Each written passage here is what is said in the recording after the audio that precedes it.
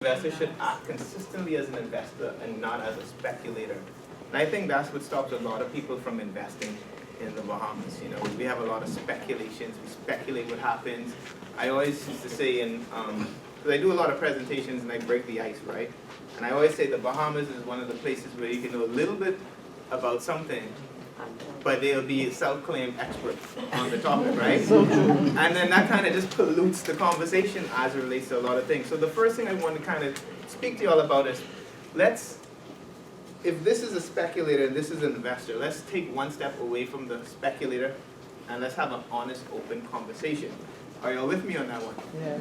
All right. Now, let's talk about investment insight. Len was pleased and thankful for the opportunity to speak about pensions, investing, and savings. Savings, what is savings? Why is it important? Pension, what is a pension? Why is it important? And investing, you know, commonly in the Bahamas, we kind of always knew about land, real estate. Growing up there, be like, hey, you get some money, build some apartments, right? And they don't really talk about, well, you know, you're going to be paying the bank or the mortgage for a long time, and before you actually get to outright own the property. So there's some elements to that kind of investing. And then there's stocks, bonds, and mutual funds. And these kind of things have been floating around in the market, and we know they're here, but we don't know what they are and how they are. So these are just the topics about investing. And then there's always the business investment, right? Which is like active investing, when you want to invest in a business, which is something totally different. Now, and before I go back, you know, the foundation for all investing is savings. I think that's the biggest misgivings that people realize. I remember in college, there was a stat that said, you know, majority of all the capital markets, about 80–90% of that is pension savings around the world, right? Now, whether that's true or not, if you really think about it, to have money, you have to what? Save money. So if you need to invest money, you need to have money, right? So it's an interesting relationship. So I want y'all to know all of this starts with savings. Now, honesty tests. Because, you know, we can lie to ourselves, we can lie to other people.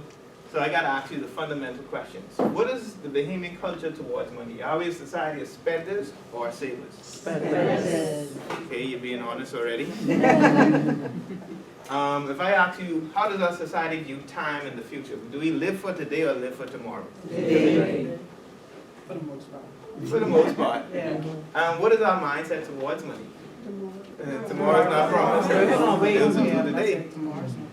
And the proof of this is really a reflection, because I get kind of deep, so y'all will realize as I go around all these topics. But, you know, a measure of culture is language and phrases, right? And you could always say a shift in culture, because there might be a shift in mindset in the phrases that we say. So what was a shift? For example, back in the day, growing up, they used to say, here today, gone tomorrow. What do they say now? Here today, gone today. So if you factor in all these elements that go into our psyche, we are psychologically opposed to investing in the Bahamas by saving. So we just, you know, hey, you save that for tomorrow, you might die tomorrow. What? That's our mindset, right? So as a culture, we are opposed to the concept of savings, right? Because again, we live for today and not tomorrow. And pensions and investing, well, what is pensions? Savings for what? Tomorrow, right? So right from the start, we're kind of in a confused kind of thing. The conversation has been polluted. Would y'all agree? Yes. All right, so now, according to Yogi Berra, great baseball player, you know, a nickel ain't worth a dime anymore. And that's how people feel about money, you know? It's like, hey, I used to save a nickel, but now I remember I used to save, but now everything just costs so much, right? And we kind of get trapped in that. And again, this affects our mindset, because if we feel our money isn't worth much anymore, our efforts to save it might dwindle, right? So now, let's look at the fundamental relationship between all of this. So savings, we exchange our time we exchange our time for money via work. You know, that's how we get money. You're going to go teach this nation, and then you're going to get compensated for it, right? Yeah. And investments is where our money works for us, right? And then to bring it all in, pensions is our longest investment and one of the most important investments we can make. Why? Why is that?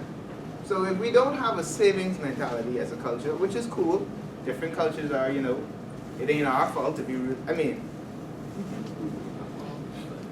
I always like to say, again, another radical philosophy I'll put out there.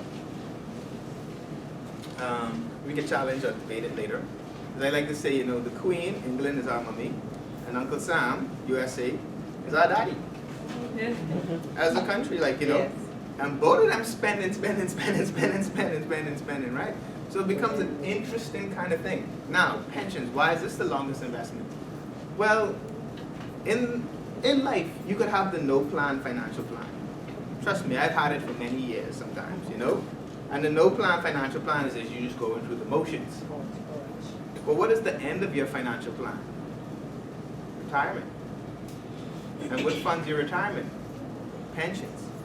And technically, in a perfect world, right? In a perfect world, you would be starting a pension plan by law, right? Because that's mandated pension law. The first day you work. From the very first paycheck, you contribute to your pension. And the average working life, if you start at 20 and then retire at 65, is what? 40 years? 45 years or whatever? And how long is the average mortgage? 30 years? 15, 20? So it's the longest investment you can be in, right? If you really think about it. But again, we're not thinking about it. And again, that's a cultural thing. Now, a breakdown on traditional financial instruments. Cash, money, everything starts with cash. You know, it is the starting and ending point for all investments. You're going to take your cash, and you're going to invest into something, and at some point, you want to convert that back into what? Cash, right? Then there's stocks. Oh, and by definition, cash is safe. You know, traditionally, you know,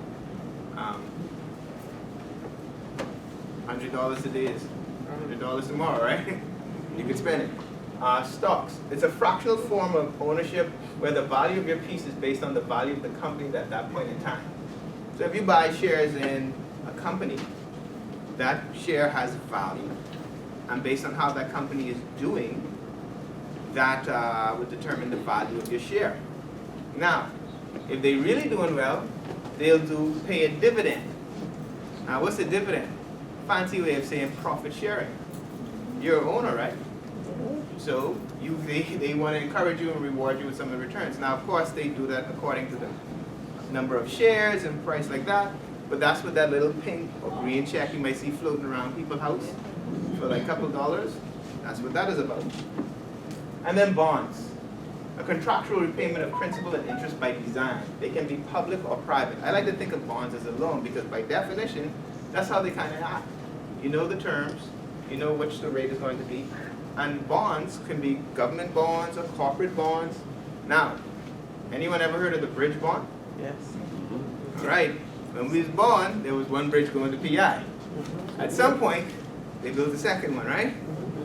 The bridge bond kind of pays for that. And bonds are ways governments use to raise capital from the market to finance developments and different things like that. And again, they're extremely safe. And if it's a private bond, the safety is based on the financial strength of that company. Now, let's get a little more detailed into it, right? So important things to understand about stocks. A stock is a form of security that indicates the holder's appropriate proportionate ownership in the issuing corporation. Corporation that issues sell stock to raise funds to operate their business. There are two main types, common and preferred. Now, preferred is an interesting particular stock. So the first one I described is a common stock. Preferred is if a stock and a bond had a baby, it would be preferred. And what do I mean like that? It has share in the name, but it really operates like a bond. Because your preference share doesn't drop and fluctuate with value. You know what you're going to get, and that's kind of fixed. And stocks are both sold predominantly on stock exchanges. There can be private sales as well. And they're the foundation of nearly every portfolio. Historically, they've outperformed most other investments over the long run. So the stock market is the wild, wild west. And in the US, things go. We suffer a different kind of risk in the Bahamas. We suffer from the risk of illiquidity. Meaning, It's not what you can get into, but what you can get out of at that point in time, right? Because stocks go back, market dynamics go back to basic economics, supply and demand, right? Anyone remember R&D shares? Yes, which was a waste of time. Which was a waste of time. Because I got nothing back. Got nothing back. And that was a slow, painful death, because you couldn't sell it. Because nobody wanted it. See the difference? And that's why you have to understand the fundamental risks that exist in investments as well. Now, just to give you an idea, this is an overview of the companies that are traded in the Bahamas, publicly. I was going to list it, but I find their logos look so much better. Yeah. Yes. You know? And we recognize some of these characters. You know what I mean? All of them. Exactly. Hello. Shout out. Right? I have some of that. So these are, and again, the concept is that if you believe in the company and what it's going to do and how long it's going to do it, you would invest. But again, there's risk in investing in our market because again, it's not about what you can get into, but what you can get out of, right? And again, just to look at it, you know, that's AML, Arawak Port, Bahamas Space, Cape of Bahamas, BOB, Commonwealth Brewery, First Caribbean, Commonwealth Bank, Colina, Doctors Hospital, Family Guardian, RBC Finco, JS Johnson, Freeport, Focal, sorry, that's what they call it. And then, you know, a sprinkle of other things. Now, bonds. Important things to understand about bonds. Bonds are units of corporate debt issued by companies and securitized as tradable assets. Bonds can be issued by government. A bond is referred to as a fixed income instrument since bonds traditionally paid a fixed interest rate coupon to debt holders. Variable or floating interest are also now quite common. That's when they're trying to create a market for that, but that's a different little thing. Contractual repayment of principal and interest.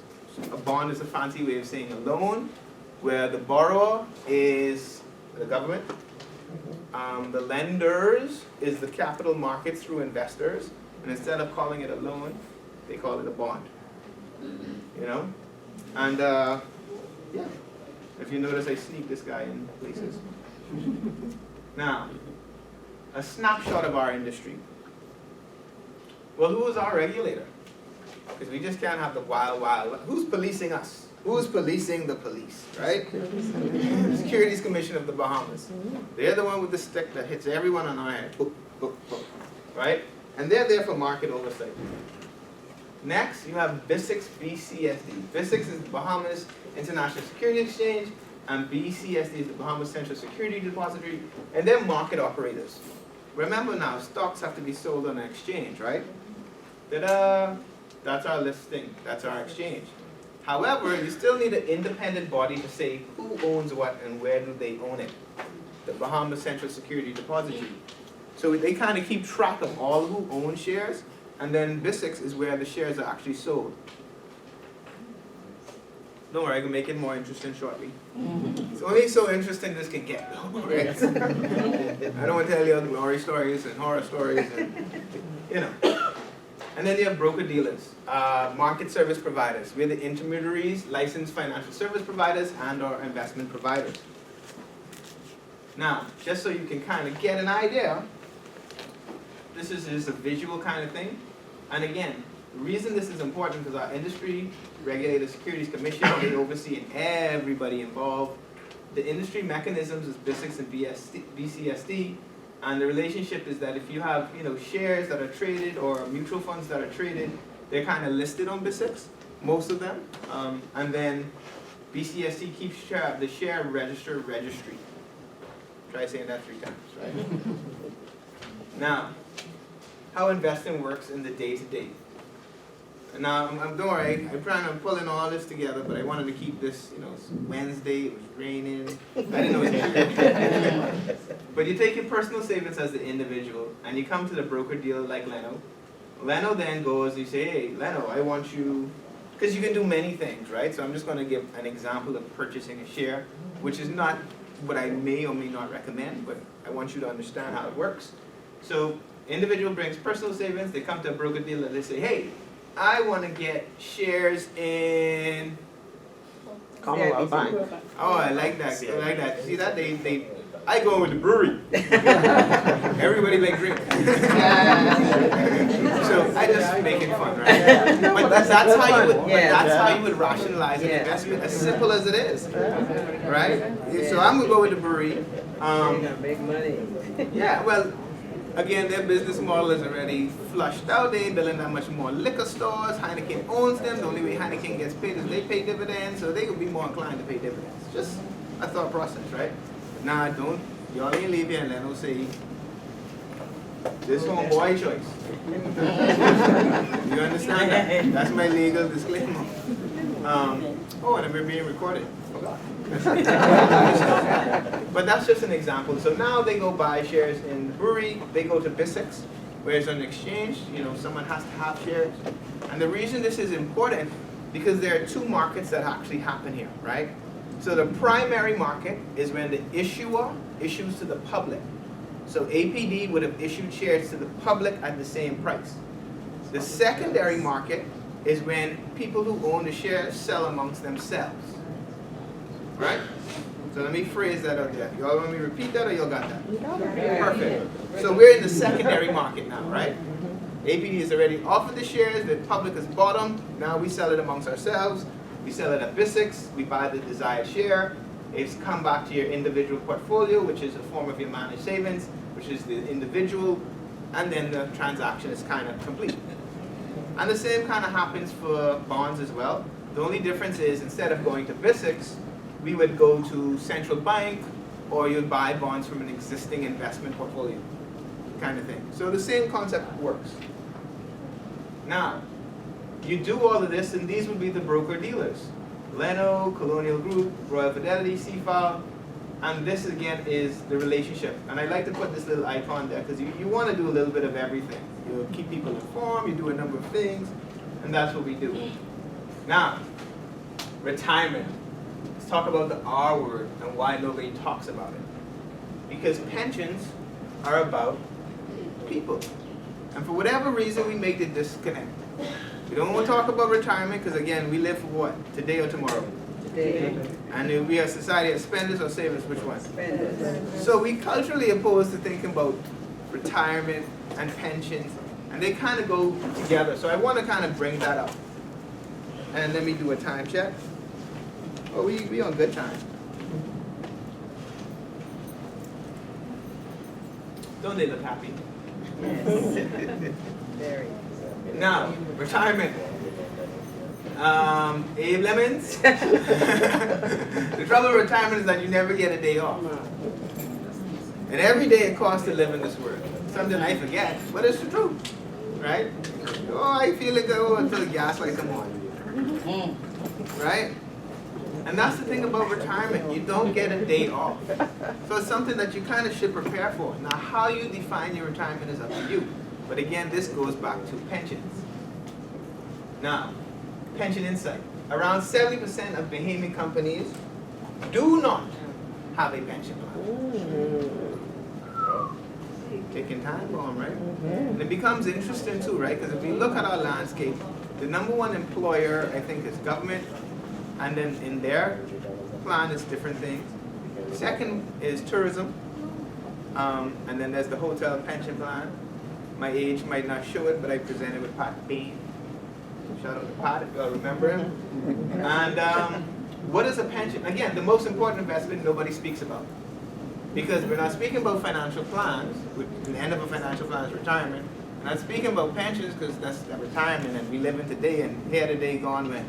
Today, you're talking about saving money for tomorrow. Whoa. Polluted the conversation, right? So what is a pension? A pension is a fund into which a sum of money is added during an employee's employment years and from which payments are drawn to support the person's retirement from work in the form of periodic payments. Or it could be lump sum. And traditionally, types of pension, and this is a key to understand. A pension may be a defined benefit plan where a fixed sum is paid regularly to a person, or a defined contribution plan under which a fixed sum is invested that becomes available at retirement age. This is very important to understand. So historically speaking, remember I told you the biggest employers, government and all of that? Historically speaking, we used to have defined benefit plans. Yeah. Meaning, hey, you know what you put into the plan, but when you retire and you do the number of years, you guarantee the paycheck. well, that becomes a very, a financial risk to the company, right? Because think about it, people are living on, they're paying out additional paycheck. So globally, there's been a shift from defined benefit plans to defined contribution plans. And I'm talking about a global shift. You think about the biggest big company that used to do a DB plan, they now do DC. And why defined contribution? And the answer is in the name. So a defined benefit plan, the benefit is already defined. You know what you're going to get. You just have to do this. A defined contribution plan is the contributions are defined, meaning you know you're putting a percentage of your salary. Typically in a traditional defined contribution plan, there are 2 or 3 sets of monies. The first set of money is the employer contributes, or I should actually start at your level. The employee contributes, really. The employer matches. And then that combination of money is invested. And they do that month after month, year after year, while you're employed with the company. And why that is important is because the contributions are defined. You know what percentage of your salary is going into. There's a fourth category you should add, voluntary. I've been in the industry long enough to see that people who are in non-management retire with a bigger package than those in management, because pension plans aren't based on what you get paid necessarily, even though it's pegged on your contribution. It's based on what you put into the plan and what you get out, right? And so it's key to understand. Now, how a defined contribution plan works. It's good to know because, again, the global move has been from defined benefit to defined contribution. And this is the secret to the sauce. So you have the pension plan, which is a combination of employer and employee savings. But they really go into mutual funds. Right? Mutual funds tend to represent the strategy, an investment strategy. And if it doesn't go into the mutual fund, it goes directly into a managed portfolio. So mutual funds, and what is a mutual fund? A pre-packaged portfolio. That's all it is. And depending on how that portfolio is designed, it determines its risk level. Very important to understand. Again, because why? You're saving this money, right? This money has to be actively invested. That's the goal of a pension. That while you're working, your money is working for you. See how we come full circle? Those who come early got that. Those who didn't, I'll tell you later. Right? So this is how it usually works. And then mutual funds have high risk options, low risk options. And again, a mutual fund is a form of a managed portfolio. So this is an example of how it could flow in a defined contribution plan. Now, important investment concepts. Know what you own and know why you own it. I've been in this industry. If I tell you how much I've heard, I got some. Wow. Some. They ain't showing what you Some. got. They ain't showing what you got. I got some. One kind of plan. Is it insurance or investments?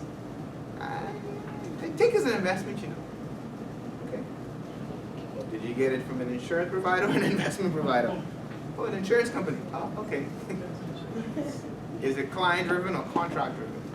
Because that's the real difference, right, between an insurance product and an investment product.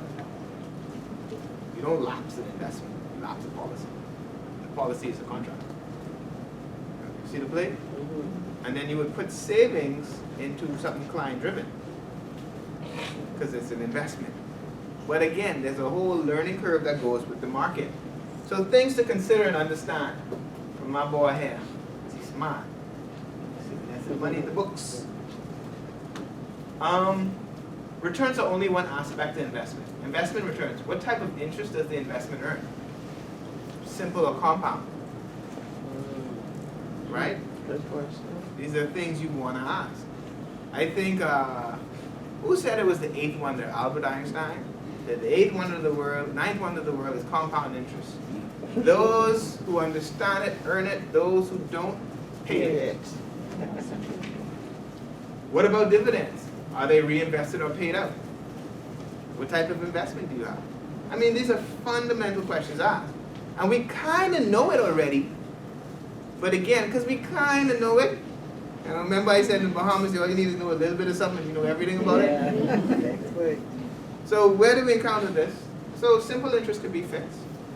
A fixed deposit. Compound interest or fixed interest could be a government bond paying 4%, 5%.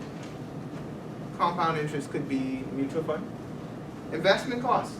Are there any entry fees, deposit fees, or front-end fees? Are there any exit, withdrawal, or back-end fees? Very simple questions you want to ask. Usually it is embedded in the fine print. But thanks to Clico, everybody needs everything now. So keep it going. Because if I say, hey guys, I can get you a 50% return investment, everyone going, yeah! My fee is 45%. Oh, no. Defeats the purpose, right? And it's something to understand. And again, just so you know, investment returns, simple interest is straightforward. Compound interest is that beautiful curve. So, quick definition, simple interest is when interest is calculated on your initial investment. So it keeps going. Compound interest is interest that's calculated on the final value. So this business and math teachers, right? Yes. Yeah, fine. Investment products, knowing the details, understanding your financial tools. Because now I kind of talked about a number of things here, but how do you pull it down on a personal level? Well, these are usually the type of investment products you would run across in our industry. So you have the individual investment management account, which is a fancy way of saying a portfolio, right? It manages assets and grow wealth. Its composition provides a platform to participate. So a portfolio say, hey, I want to buy shares in this, or I want to buy government bonds in that. That's what a portfolio does. It brings it as one umbrella. And the cost, it's really fixed maintenance costs and account activity fees, meaning it costs to have the portfolio, and because the portfolio can do many things, the activity costs related to that, if you were buying or selling a share, is a fee or handling fee. Because again, let's say you wanted to buy a share. As a non-client, I think it's 10 cents a share, subject to $75. If you are a client, it comes out to 5 cents a share, subject to $50.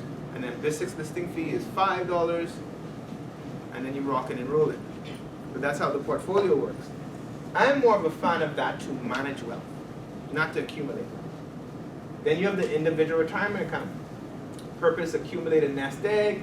What is it really? It's a structured savings plan. You're putting money in every month. The goal is that you want that money invested, and it grows.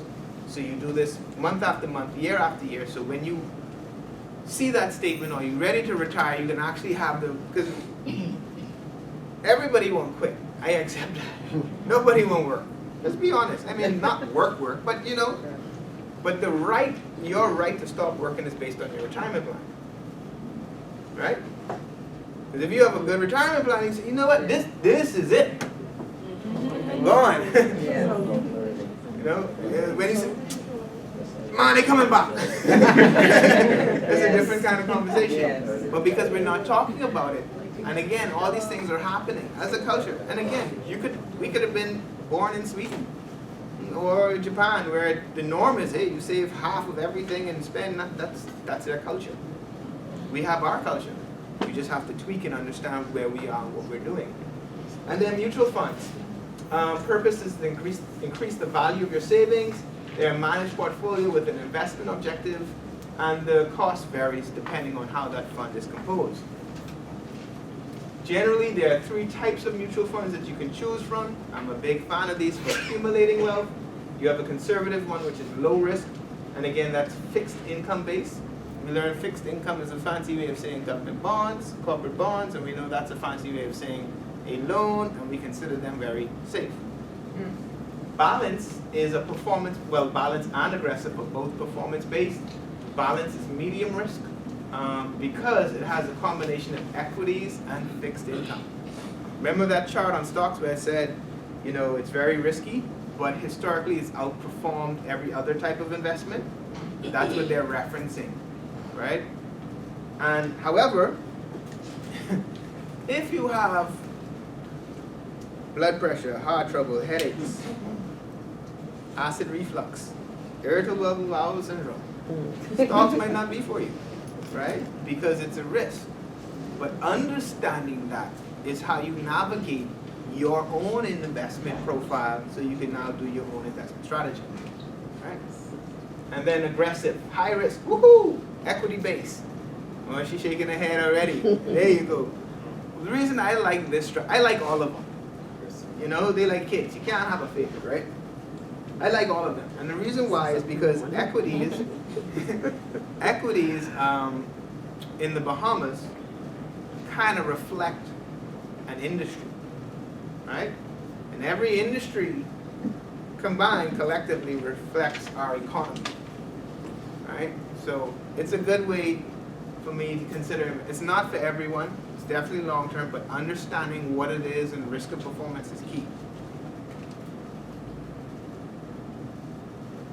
Now, he's been talking all kind of theories. I want show me the numbers. Jerry Maguire, show me the money. So these are what these translate into when you start looking at investments. So these are the mutual funds that we're showing here. This is at December 2018. The reason I wanted to kind of show that is to kind of show an example of a lot of things that's happening, right? So let's look at this. Annualized return, right? So this is the column for all the returns for 2018. So growth is aggressive.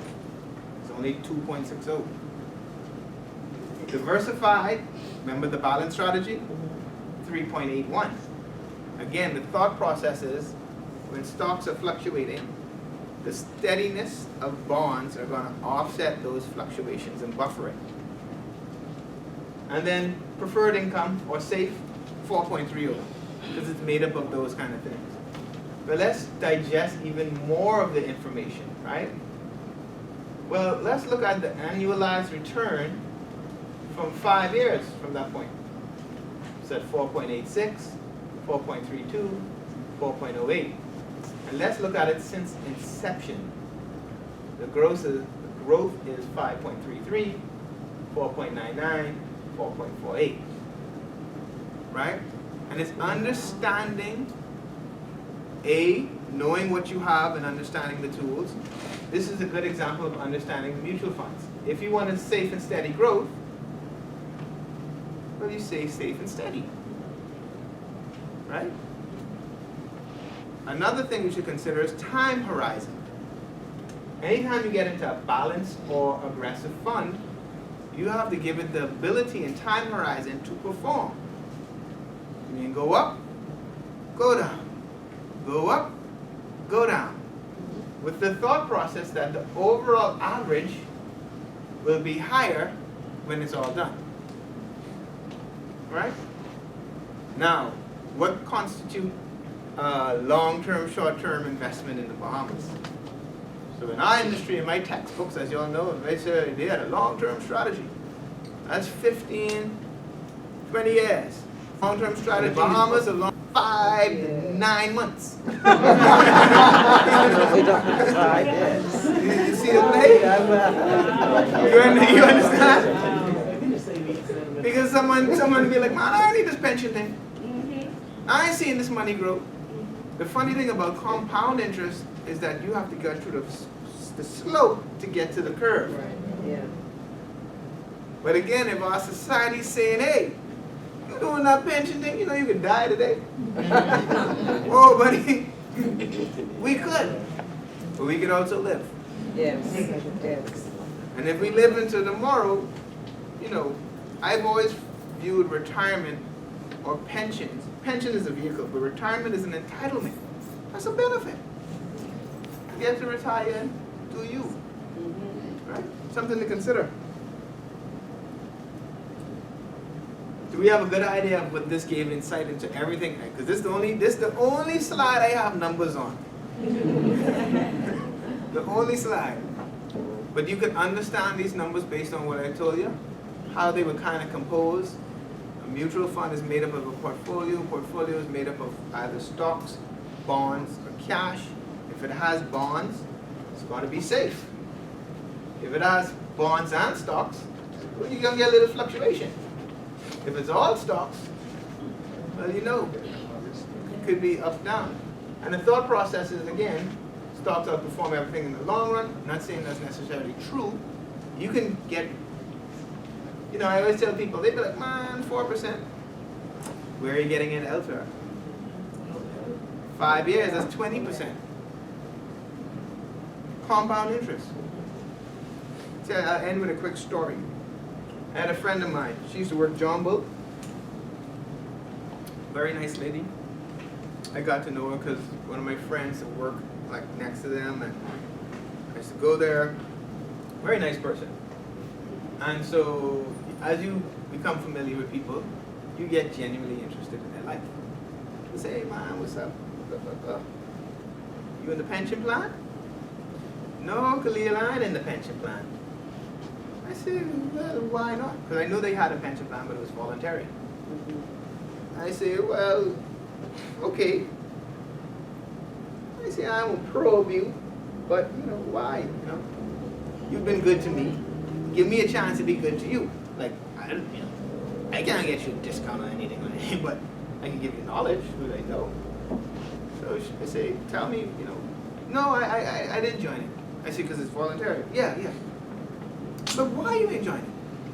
Well, I wasn't gonna be here that long. Okay, fair enough. I mean, you're leaving money on the table. Because technically, yes, you're putting money, but they're matching. And then they're taking that money and we're investing it. Right? You know, I didn't plan on being here that long. I said, okay. If you don't mind me asking, how long you been here? She said 13 years. She'd have been vested. She would have been vested. Listen to what I'm telling you. She would have been vested after 10 years. But she wasn't going to be there that long. Happy to tell you she in the pension plan. I hope. I told her, hey, look, you know when someone, and that's my new thing. I let people voice out, you know, craziness. But sounds crazy now, right? But you know, we all could have been guilty of that around the wrong group of people in conversation until we actually got the details. Don't go on that pension thing, they taking your money. But no, they're taking the money, investing the money, so when you leave, you don't leave empty-handed. Now, remember, money is a tool. Used properly, it makes something beautiful. Used wrong, it makes a mess. Investing and savings is very, very straightforward. Right? Savings is you exchanging your time for money via work. Investing and exchanging, making sure your money works for you. Pension is the longest investment you should be in because it's the end of your financial plan. Even you have the no financial plan. I've been guilty of that. And here's the secret. You either retire or die. We can't escape it, right? You can retire or die. At 65, the clock you have to retire. So it's just a concept. And again, does that mean anything? No, because you could redefine your retirement. However, that's a different presentation, so that's going to be a different day. The only thing I can say at this point is, thank you for your time.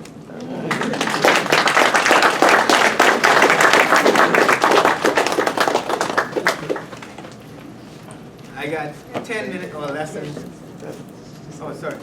Questions, comments? Yeah. Yes. How do you feel about the teachers and salary workers pension, savings pension? Well, I am a big fan of any type of credit union because credit unions they're like member-owned banks, right? The members own it and they're trying to provide the same kind of benefit. But understanding the detail, in fact, watch this.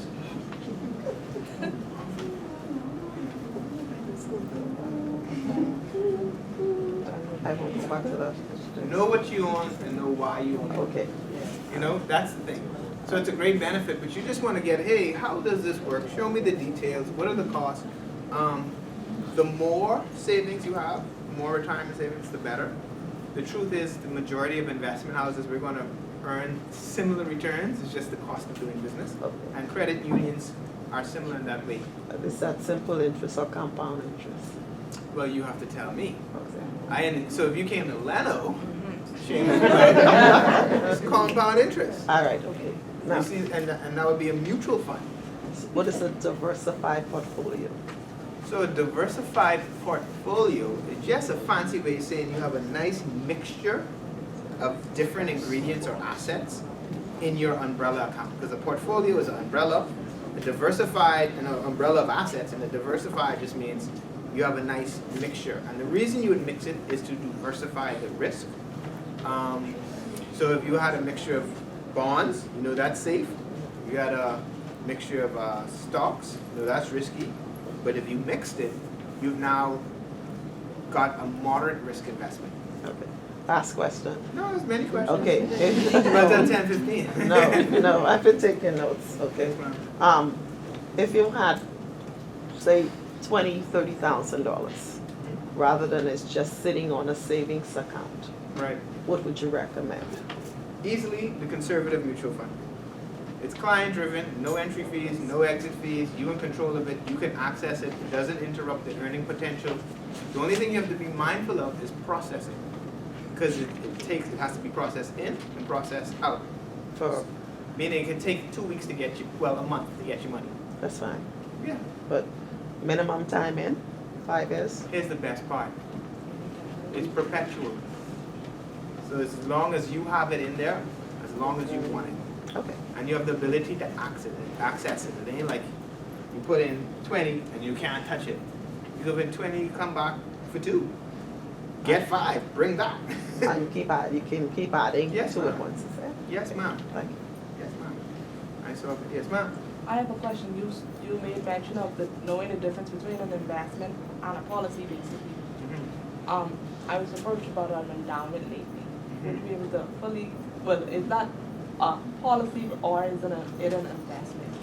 Well, it's an endowment from traditionally is usually an insurance policy. And did the insurance agent approach you? So it's an insurance thing. What has happened, what's interesting about that is insurance and investments complement each other. But unfortunately, because of lack of understanding, sometimes they compete for the same things. It just depends on what your goal is, and it's a saving, or whether it's a savings goal or it's a, I always say, a pension plan will never replace life insurance. And life insurance will never replace a pension plan. Right. Yeah. And to confuse them, it's like the NIB problem, right? Everyone get mad at NIB because they think NIB is one thing. It's a holistic benefit. So when they get their pension, oh, that's all I get from NIB. Well, they only supposed to give you a stipend. Now if you just slip, crack your back, industrial disputes, you know what I mean? Right. NIB kicks in. But it's understanding the benefit. So with an endowment, I think that sounds like an insurance product by definition. And if you just gotta ask, hey, what if I can't make a payment? What is my end value? What is the rate of return on this? You know, what am I getting? Because then when it starts walking like a duck and talking Walking like a duck, Okay. it's a duck. Because they're gonna say, well, you have to make a payment. And if you don't make a payment, it lapses. Whoa, whoa, whoa, So whoa. what happened to your money? Go through the. Exactly. Because see now insurance covers a benefit, right? Your life has values. You create a money tree. You get investment. So it's understanding the difference. So I would say ask them to show you the details of that endowment fund. What is it? And if it smells like a contract and that's not your goal, because an endowment is used to save for what? Well, that particular one she presented on the basis of retirement. Right. So anything retirement should be client driven, should be in a kind of savings plan format, or understanding the vehicle that you're saving in is key. I know what the penalty is. Right, because technically, because an endowment is capped, because she's telling you what you're gonna get, or he's Right. telling you you're gonna get, yeah. See, you could get more. You probably would get more if you put the same amount of money into a mutual Something fund. else. But that's not to say they don't have, it just depends on the agent or provider. So, but knowing the difference is key. Yes, ma'am. There Oh, are sorry. people who move, sorry, Go ahead. thank you, move from job to job, so they don't stay on a job more than, say, 5, 10 years. Right. So how do they benefit from being in a pension plan, or do you lose? Well, that's a great question. It depends on industry and the employer. So let's just say they started 10 years in the hotel. Well, they'd be a part of the hotel pension plan. Well, let's just say they left and went into private sector. Well, they have to see if they fall into that 30% that have a pension plan in the Bahamas or the 70% that don't.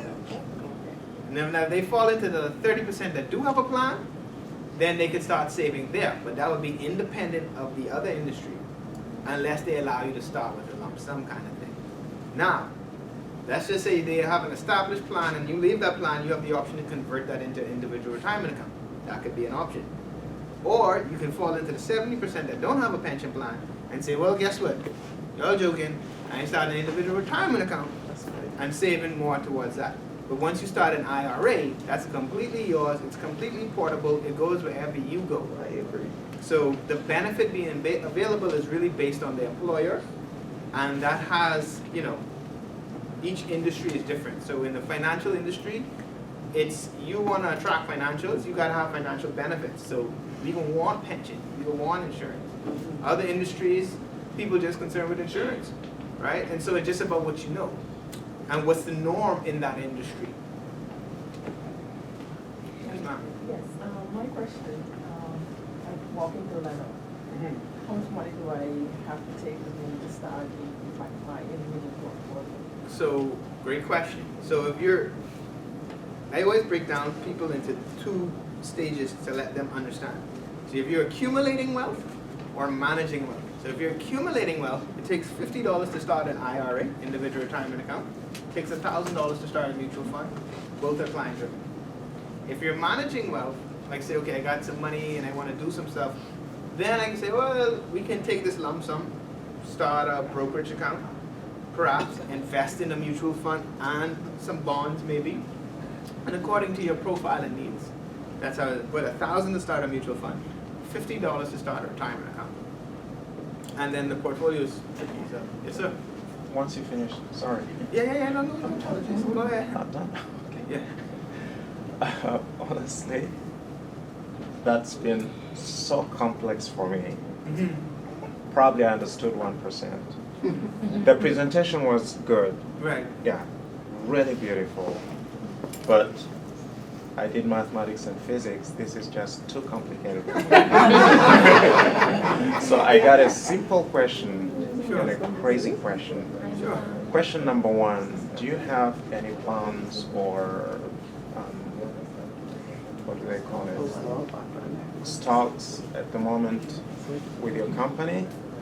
That's the simple question. The crazy question is, the retirement thing is not really my biggest dream. I just want to be really rich. Good question. So usually if you want to be really, really rich, you need money. To start with. Exactly. Well, and to get money, you either got to save some money if you had a job, or become an entrepreneur and shift the scales. Now, when you go from employee to employer, that's a different set of headaches, different set of risks. Now, it's funny. It's funny. I'll tell you why. So I have a client, right? And this is where it gets interesting. So the client is, all her assets combined, in excess of $1 million. All her assets combined. She's never made more than $40,000, $50,000 a year her entire life. Right. So that's one client I have. Right? So I'm like, well, what? Save your money, save your money.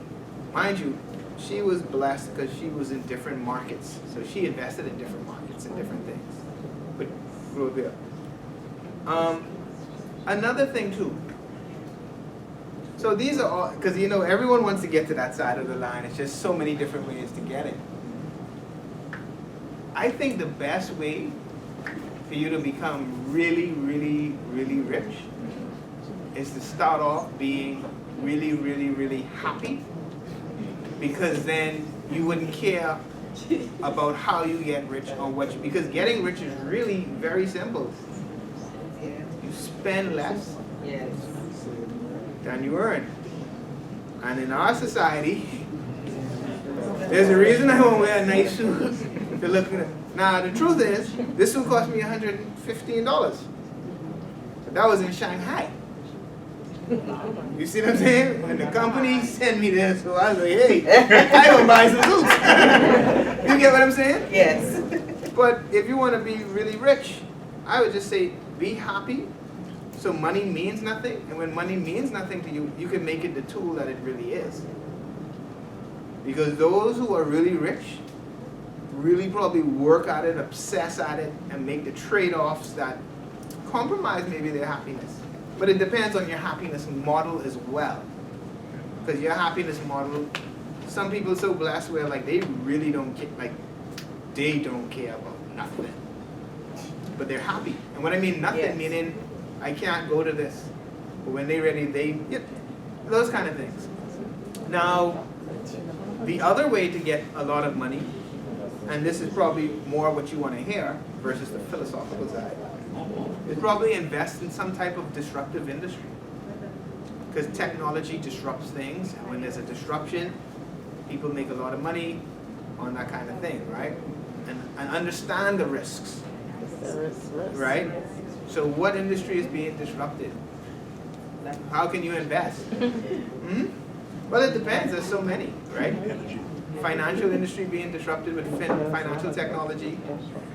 You know, cryptocurrency now is all the Cryptocurrency buzz. is the latest, Because, yeah. and again, when you now get into the wild, wild west, it gets dangerous. But I hope that, so to answer your question succinctly, be happy if you want to be rich. Because if you're trying to be rich to be happy, you might never get rich. So might as well be happy. You know? And if you're happy, you actually already rich in the Yes. right kind of thing. Yes. And then, if you're rich in that kind of thing, then you will see opportunities. Because you will see the market unbiased, unfiltered, on thing. And then you can now act. And that's how you kind of, and in the meantime, save money. Because if you want that to work, you want to now, you have to, you know, put skin in the game, those kind of things. Yes, sir. Yeah, question. You didn't answer the simple question. You answered the crazy one. What was the simple one? Bonds and stocks. Also, as a broker dealer, Uh-huh. we are the interface to the market. Mhm. We are the middleman to the market. Mhm. So yes, Leno has products that has bonds and stocks in it. Mhm. But we also have a lot of clients who we manage their investments who own stocks and bonds as well.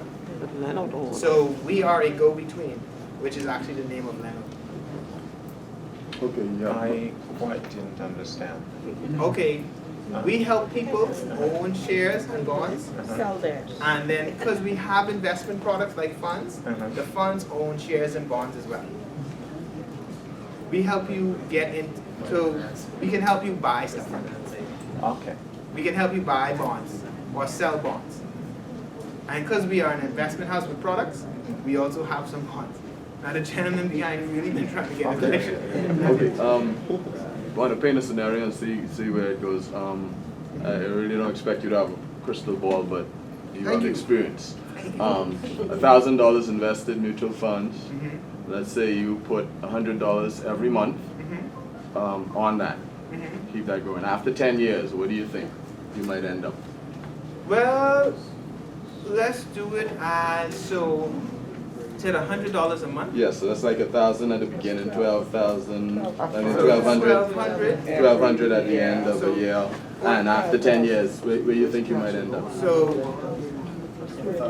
usually I like to have my technology. Yeah. That's what I'm thinking. But, I just you know, try to the think. thought process is, so that's $100 a month, that's $1,200 a year, that's $12,000 over 10 years, plus the initial 1,000 is 13,000. Yeah. So, you know, I mean, I would expect. And then when you look at probably Compound interest interest. compounding. Compound Yeah. interest. No, I just figure in the base value. So this is a tough question. You know what I mean? When you do the math, you Yeah, gotta you do the think about it, math. right? Yeah. You know what I mean? Because they want me to calculate and future value and all that. Actually, Might have done it. who would like to calculate the future value of this right now? Isn't this the math and business tomorrow? What's the interest? What's the interest? 4.5. 4.5. So it's 1.05. This number. Compound interest. Compound interest. Time to number years. And the weighted power of I don't have my graphic Every year for calculator. 10 That's what the years. value? Here's the thing. It'll be more than not doing it. Oh, he has the answer? Or you have a Yeah. question? I have a question. No, we want the answer While first. they're calculating, Yeah. my question is it wise to invest in cryptocurrency? Well, again, that's like in the capacity of Leno. Yes. You know, I can't answer that. However, cryptocurrency is a disruption. I like Right? it. People either way. And Very it's volatile. Because the premise of crypto operates on two things. It was born to be decentralized, and now it's kind of trying to formalize itself with some centralized kind of things. I would say do research. I would say, you know, if you're willing to take that kind of investment, you call that a $0 investment, meaning anything you put in that you're willing to lose. You know, and if you deem that as a disruptive technology that could be here, you would consider it. You would approach it very, very, very cautiously, meaning you're looking at the top 10 of all of them. They ain't in the top 10. You get a little, because you don't want, literally, because I was at a fintech conference and one of the presenters said he logged on and the website said, sorry, we have closed, blah, blah, blah. And he thought it was a joke, so he keep hitting refresh. That is the risk, you know? However, there have been people who have made money in that space. But the reality is with most kind of markets, is the early adopters that get in. Then there's the emotional audience that takes, and they take advantage of that, and then it kind of resets. So you want to make sure if you either an early adopter or you emotionally reacting, right? Because some people made money off Bitcoin, and some people didn't or don't, right? So I would say look at it that way. But that's what I would deem a disruptor. But again, that's a $0 investment because that is true risk. That's like stocks is like that's a different kind of risk. That's like a painful death risk, right? You can't get out of the share, or you might not get what you want. But that's how do research and standardize it. Like top 5, top 10. Know why you're doing it. What's their value? Proposition. What do they plan on doing? Because I did not catch that wave, honestly. However, I have friends who did, and they've done well by it and whatnot. And then you have other people who just like, and then I have friends who were the early adopters, so they caught the wave. The buzz is already off of them. You know, they've lost and made.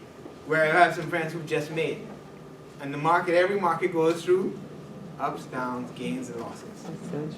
So, approach with caution, standardize your approach, qualify, quantitate, meaning top 10, know why, and if you want to do it, consider that anything you put into that, you don't expect to get back. Don't, if it does come back, beautiful.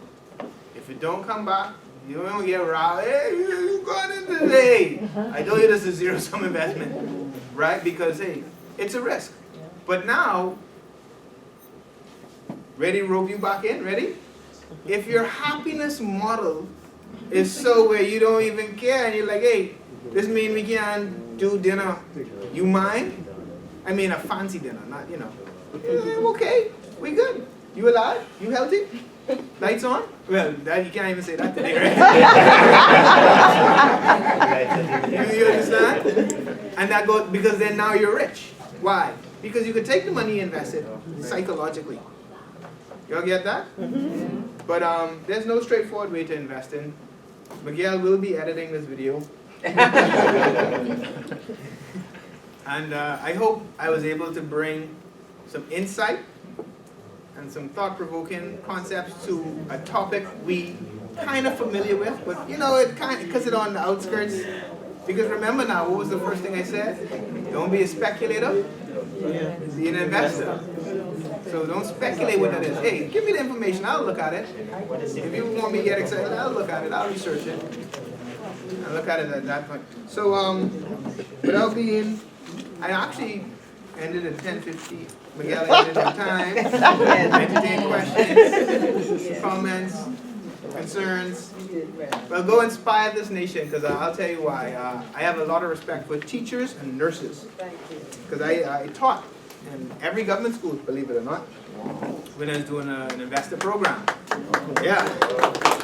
And this is, and then what was cool about it is the school I taught, well, I mentored the program. Well, it's a long story, but I was the first one tasked with a government school.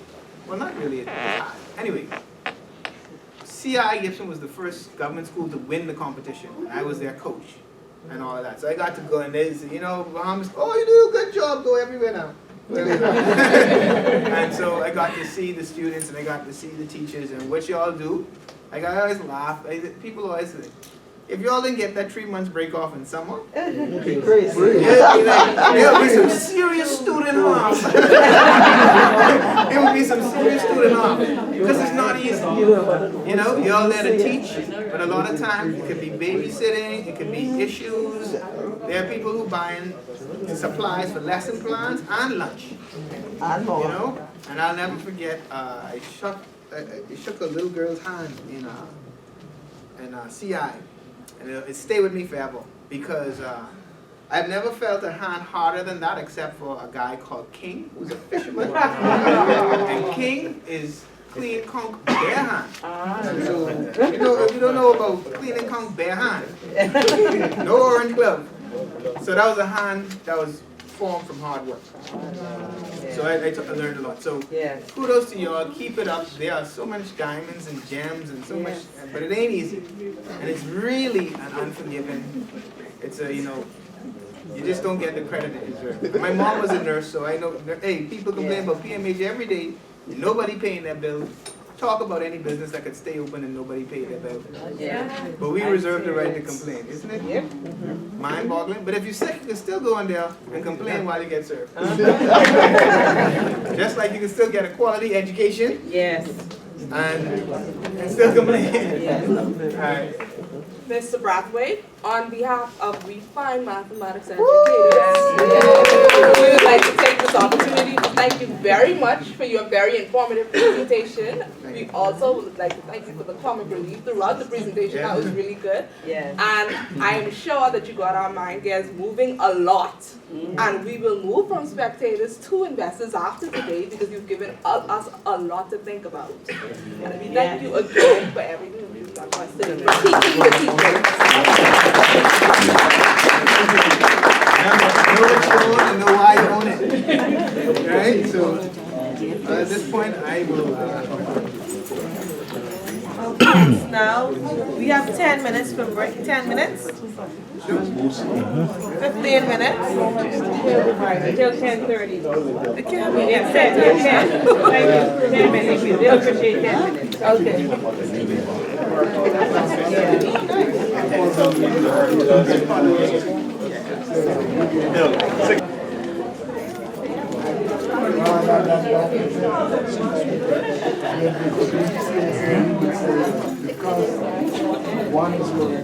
Okay, break is now over.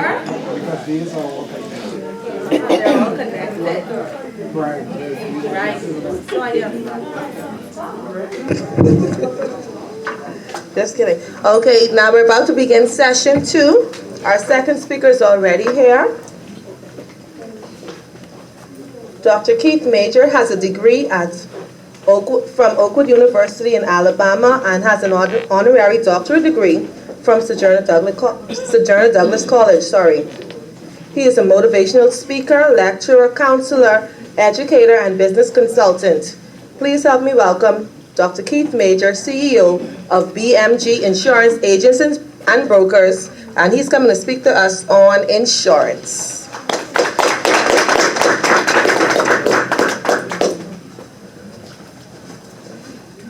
Good morning, everybody. Good morning. I trust you enjoyed your break. You took a 10-minute break and took 30 minutes. And I believe that's because you don't want to hear about insurance. Very few people do. Today's presentation will be very interactive. As when they asked me to speak on this topic, I told them it is a vast topic. What area do you want me to speak on?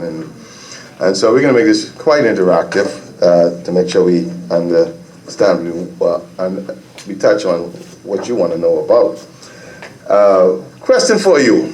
How many of you here have some form of insurance? Any kind of insurance? Any kind? All right. How many of you like insurance?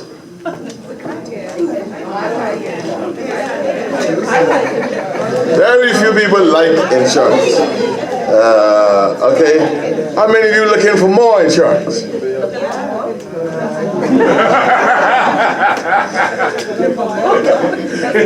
So your responses indicate why this is such a tough subject. Before I go into that, why we don't like insurance? Sorry? You don't like paying for it. What else you don't like about it? They don't pay you back. They don't pay back? Okay, they crooked. Tell me why they crooked. Because they find any reason not to pay out. They don't give you the fine print. They don't give you the fine prints? Okay. All right, they don't give you the fine print. Okay. All right, any other reasons you don't like it? It's expensive. It's expensive. Okay. Anything else? Very little return. Very little returns on insurance. Okay. Anything else? Yes. I think really they don't lay out clearly what the insurance is all about. You go for a claim, and then Right. you do this or the other. That's or the the fine next. print. Okay. So they don't tell you the fine language until there is They a deliberately. deliberately they do it. Yes, I think it's deliberate. Okay. Anything else? All right. Insurance never lose. Insurance never loses. Why you say that? They don't. Why you say they never lose? Well, they just don't lose. That's just a fact. And what you mean by they don't lose? If Always crooked us. the what? Sorry. They keep the money, they don't want to give it They'll up. always crooked us. They keep the money. They don't want to No. give it out. Yes. And it seems that it's sales driven rather than customer service driven. It's sales driven rather than customer service driven. Okay. Anything else? That's the main. Huh? That's the main. You got broad shoulders, man. Oh, that's too much one day. No. I want to know it. I want to know it all. You know. Yes. Honestly, the only time I've seen them smiling is when they get my money. All right. Twice when I went for a claim, they weren't too happy. Why not? Oh, we don't pay out for that. Did they pay the claim? In one situation, yes. In one situation, no. All right. So Because it was too much money to pay out. It was- with an excuse. it was too much money to pay out. Yeah, and they came up with an excuse. Okay. Fine print. Fine print. But we want to hear from you. Then they'll tell you some more. Okay. I just got to make sure I understand all these things now. You know. I've been in insurance now for 40 years at all of the levels. And I think you Yes. already know all these things that we are talking about. sorry. I think you already know about all these things we are talking about. Why you say that? Because you've been in the business a long time.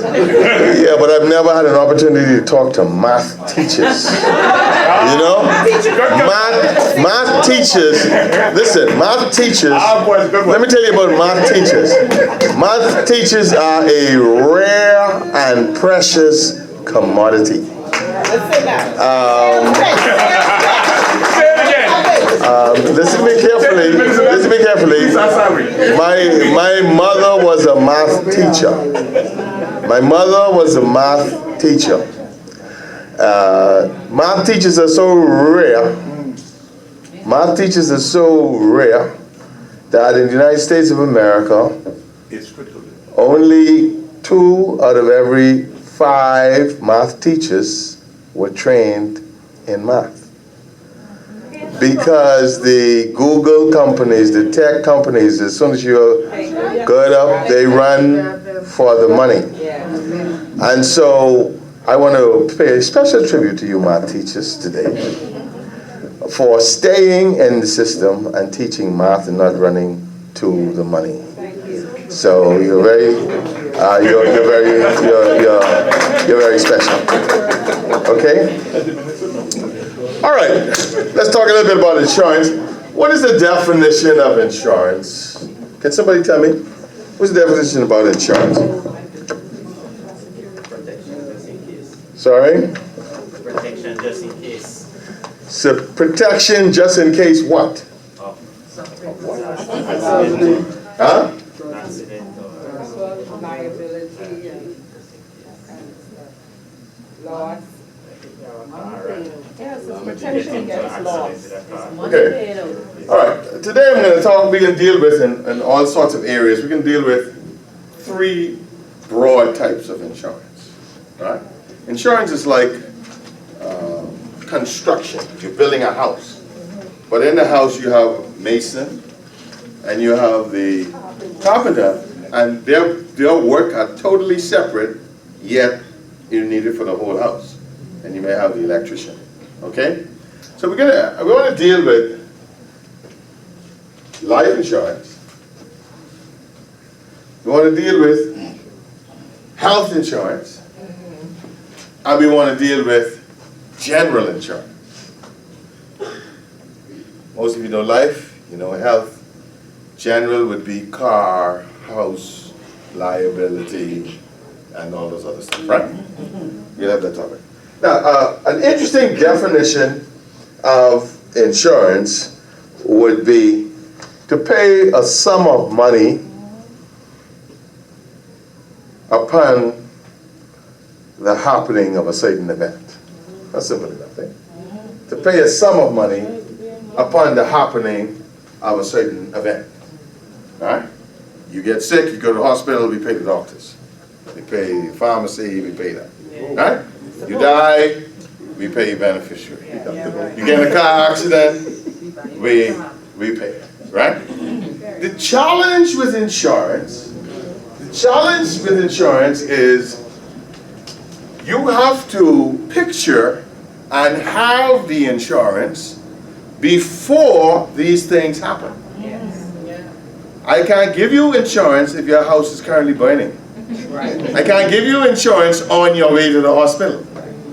I have to position you early in order to, you have to picture that something could happen and you have to pay. And often you pay and nothing has happened. And herein lies one of the reasons why we don't like insurance. You're paying for in case something happens, but as long as nothing don't happen, you're upset that you're paying. All right? But would you rather pay the hospital or just keep paying us? That's your question. You don't have to answer that. Would you rather pay the hospital or keep paying us? Don't answer that question now. Don't answer that now. That's a rhetorical question. Don't answer that now. Don't answer that now. Don't answer that now. Now, and you can get all these issues out, right? Now, let me take life. Let's take life insurance. Why do you need life insurance? To leave something for the people who are behind. Yeah, they forever. Huh? To pay your final expenses. Secure loans. To secure loans, that's a good point. In this country, let me deal with that first of all. In this country, you can go for a mortgage. You can have all your down payment, you can have all your money, you can have everything. And if you cannot qualify for insurance, you will not get the loan. The deal is off. And when you get old and fat like the rest of us, And you go to get the insurance, hard to get, cost plenty money. And so often you have to offer the insurance to a person many years before they even qualify for the home in order to take advantage of their youth and their health. Now, when you hear the Minister of Health talk about how unhealthy the country is, when you hear them talk about non-communicable diseases, when you hear them talk about 60 to 70% of people who died last year chose to die by their lifestyle, the insurance industry has to operate within that setting. They have to take a risk on people, right, who are currently in that setting. All right? So oftentimes we get people believe, and it's partly the fault of the insurance agents and stuff like that, they believe that once you pay and then insurance is good. No. It is based on your health. It is based on your family situation, your environment. It's based on a number of things. Risk. A risk is involved. Okay? Sometimes people do not disclose all of their health at the time they get the insurance. Well, at the time of the claim, what you don't disclose is investigated. And often, sometimes, things are not paid because certain things were not disclosed. All right? Not blaming you. There's fault all over the place. All right? But when you go to sell somebody insurance, everybody runs. Everybody runs. But as soon as the person is dead or gets sick, what's the first question? Yes. Yes. You can't have your cake. I need it too. Now, when you get insurance, insurance is not paying for the event, you know. It's paying for the risk. It's paying for the risk, in other words, in the event something could happen. So year one, nothing happens. You haven't wasted your money. You paid for the risk. The Bahamas learned that after one of the big hurricanes. They said, claim come off of this, let's end it. Big claim comes. We miss out, according to the press, on $40+ million. All right? But let's go back to life. One of the reasons you need it, the banks ain't gonna give you no mortgage. Now, in the United States of America, they don't care. They'll give you the loan. You don't need to get the insurance. You get it if you wish. In the Bahamas, they do. You know why? Anybody have any idea why? Security. Plenty of people live in the States. A bank manager told me this. When you're trying to get the loan, you're very friendly with the husband and the wife. You build a relationship, right? You have no insurance. The husband who is paying the mortgage dies. The wife and the kids cannot pay the mortgage. The bank needs the house. How do you go to this lady in a destitute situation and say, y'all got to move out of the house? So bankers in the Bahamas decide, before we even put you in the house, before we have to go through that, before we even approve it, come with your insurance.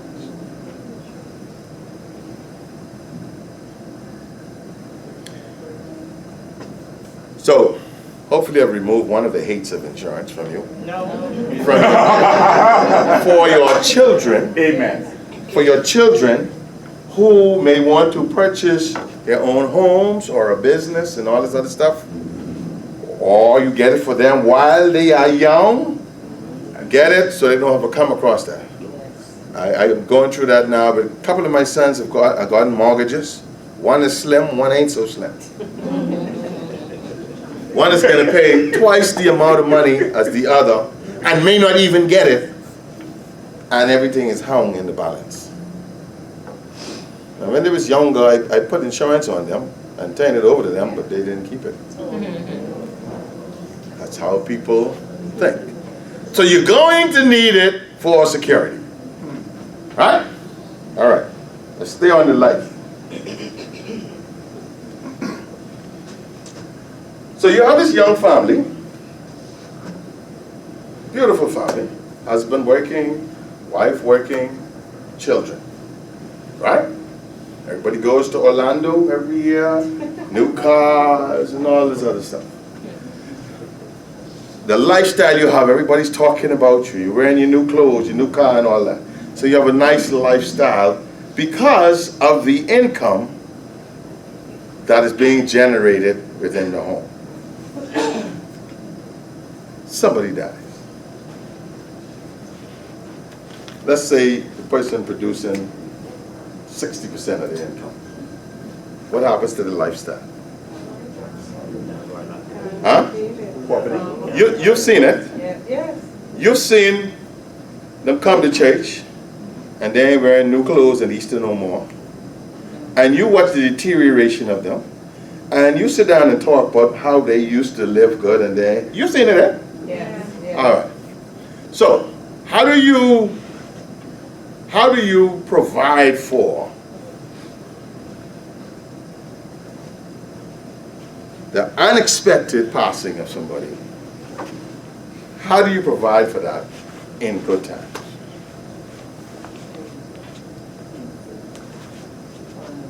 Insurance. Hopefully you never use it, but insurance is about dignity.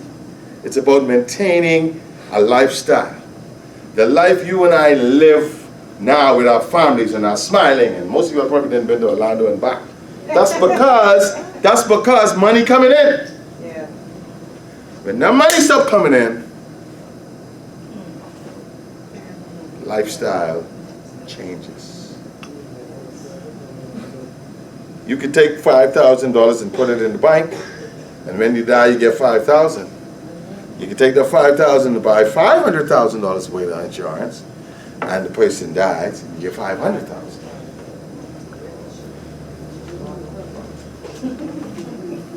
Y'all still with me? Yes. All right. Now, and so insurance is a necessary evil, so to speak, for security, for protection, for providing and maintaining the dignity of the family. Because when the money stops and the standard drop, we all talk about it. All right. I'm still on life. You all look so somber. You're either gonna live or you can die. Right? You can live or you can die. You can live or you can die. 70% of you are going to reach age 65. We don't know it's 70. Okay, make sure. You don't know. I just reached it 2 months ago. Right?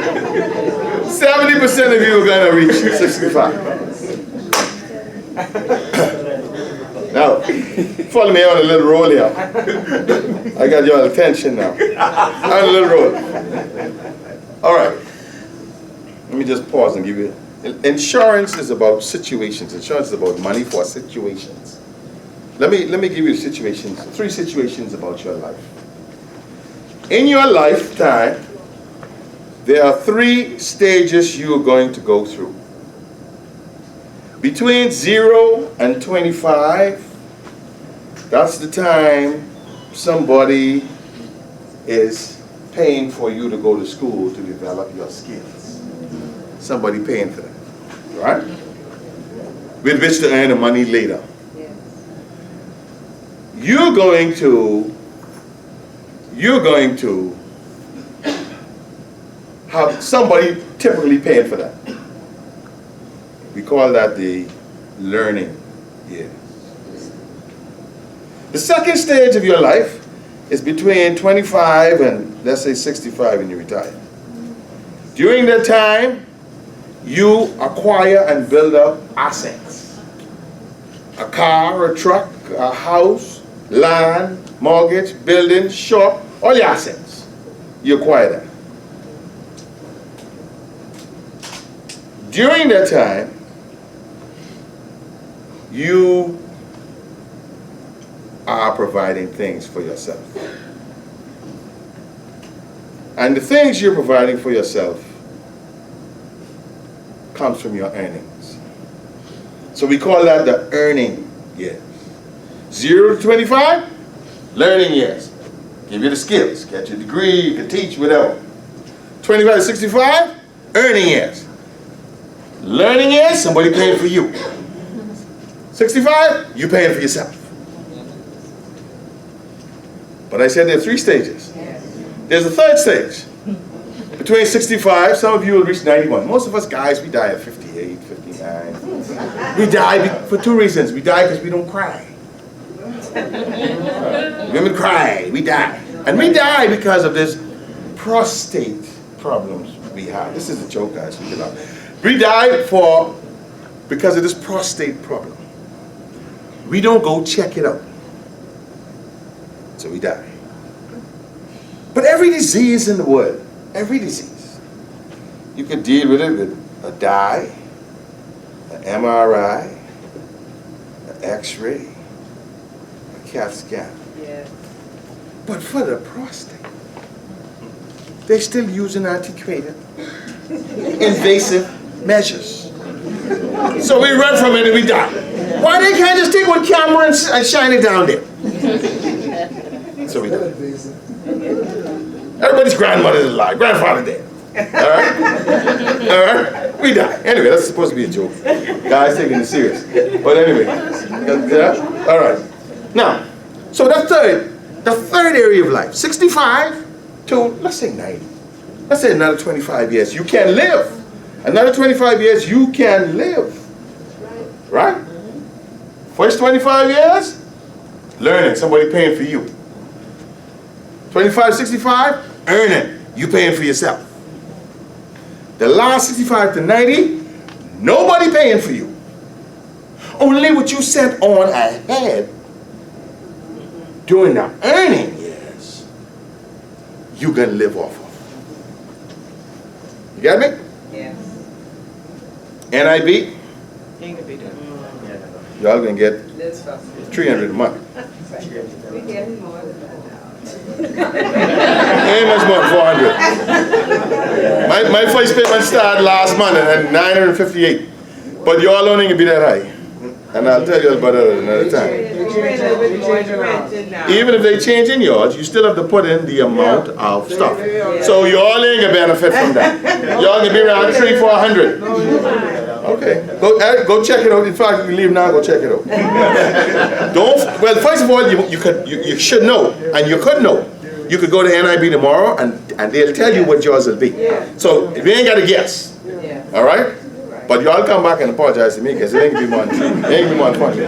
But anyway, even my 958 can't do nothing. All right? That's why I routed them. I say, how much y'all paying me this morning? They said, we ain't paying you nothing. I said, I can't wait for free. I have retirement. But these are my friends, so I do it for them. All right? These are my friends, I do it for them. To come and take all this abuse from y'all this morning. Okay? Anyway, so life is real, right? The Minister of Finance said in newspapers a few weeks ago, he said that only 50,000 Bahamians have private pension. 150,000 Bahamians have no private pension. 150,000 currently working Bahamians have none, and the savings ain't there. Okay? Right. So, when you reach that last segment of your life, what you didn't send on ahead can be problems.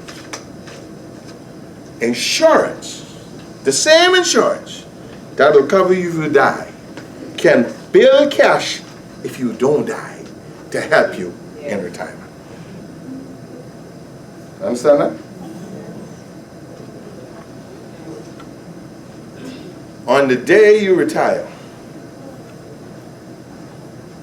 it's like a funeral. Yeah.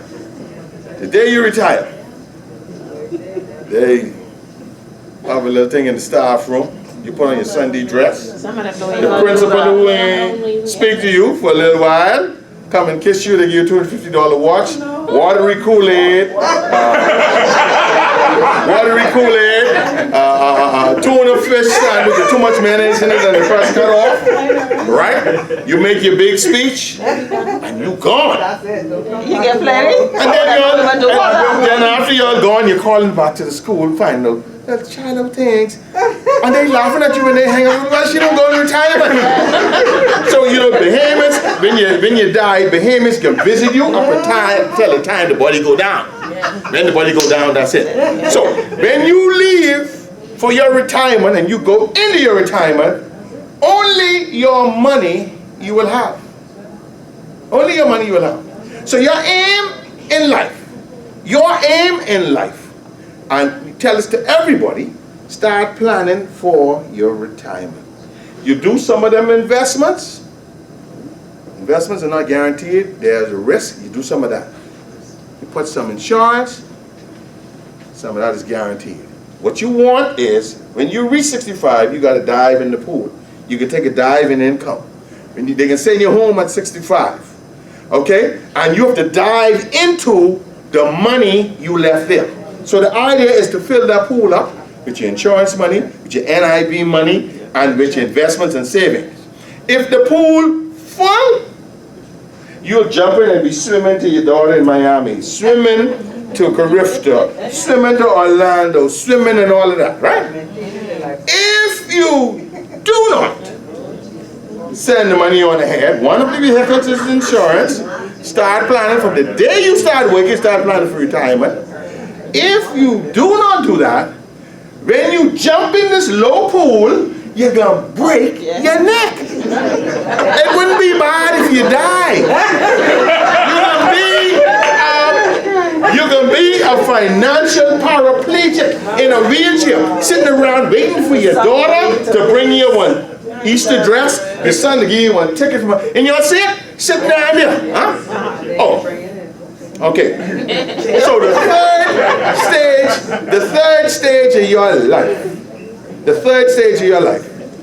First stage, learning. Second stage, earning. And the third stage is the yearning. Because if you don't send nothing on ahead, and you got to sit down, and you got to go by what is there, you will yearn for the time when you used to run to Miami as you wish. You will yearn for the time when somebody was taking care of you. You know when you go talk to old people, they like tell all kind of stories. They're yearning. And it's all old stories about what they used to do. Yeah, when you do the same thing. And they're telling you them stories hoping you'll put a little money in their pocket. Same thing will happen to you. All right?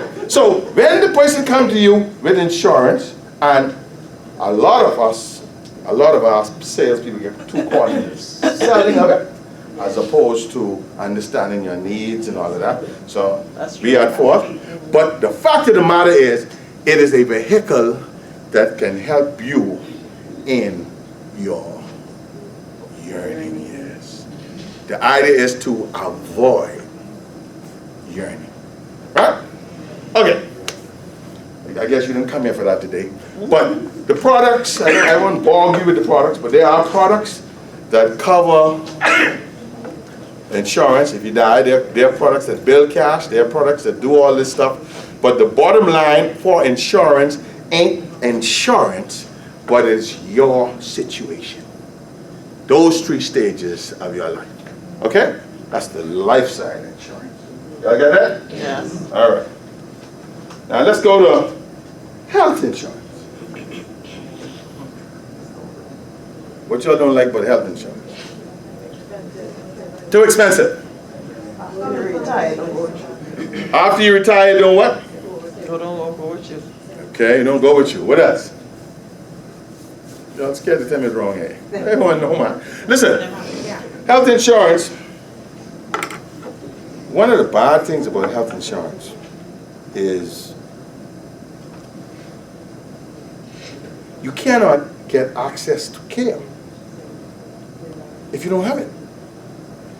If you don't have that card, you can't get access to care. One of my sons had an injury years ago. He was working at the time.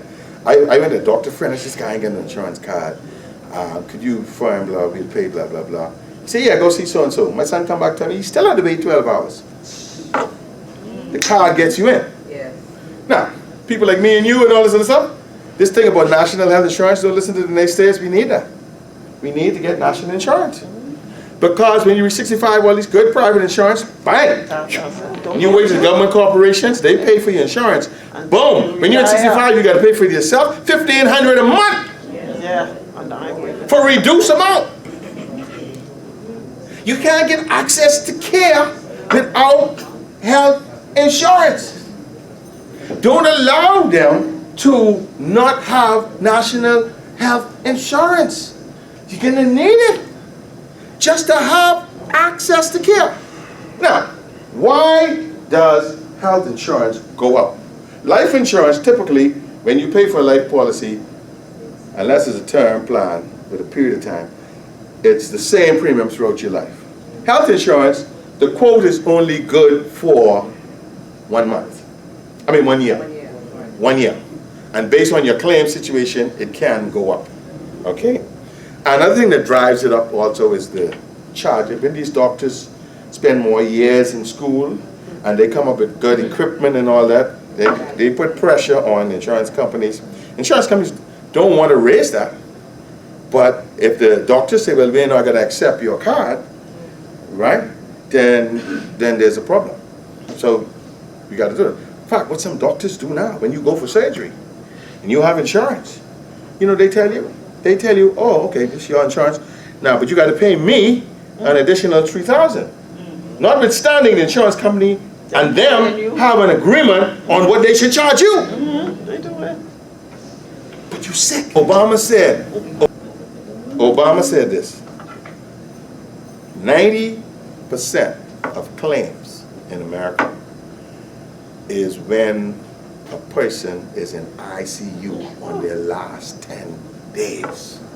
You know, in your last 10 days, you do anything to get them to live. That's where the machine running. You ever been in ICU out here? 15,000 a day.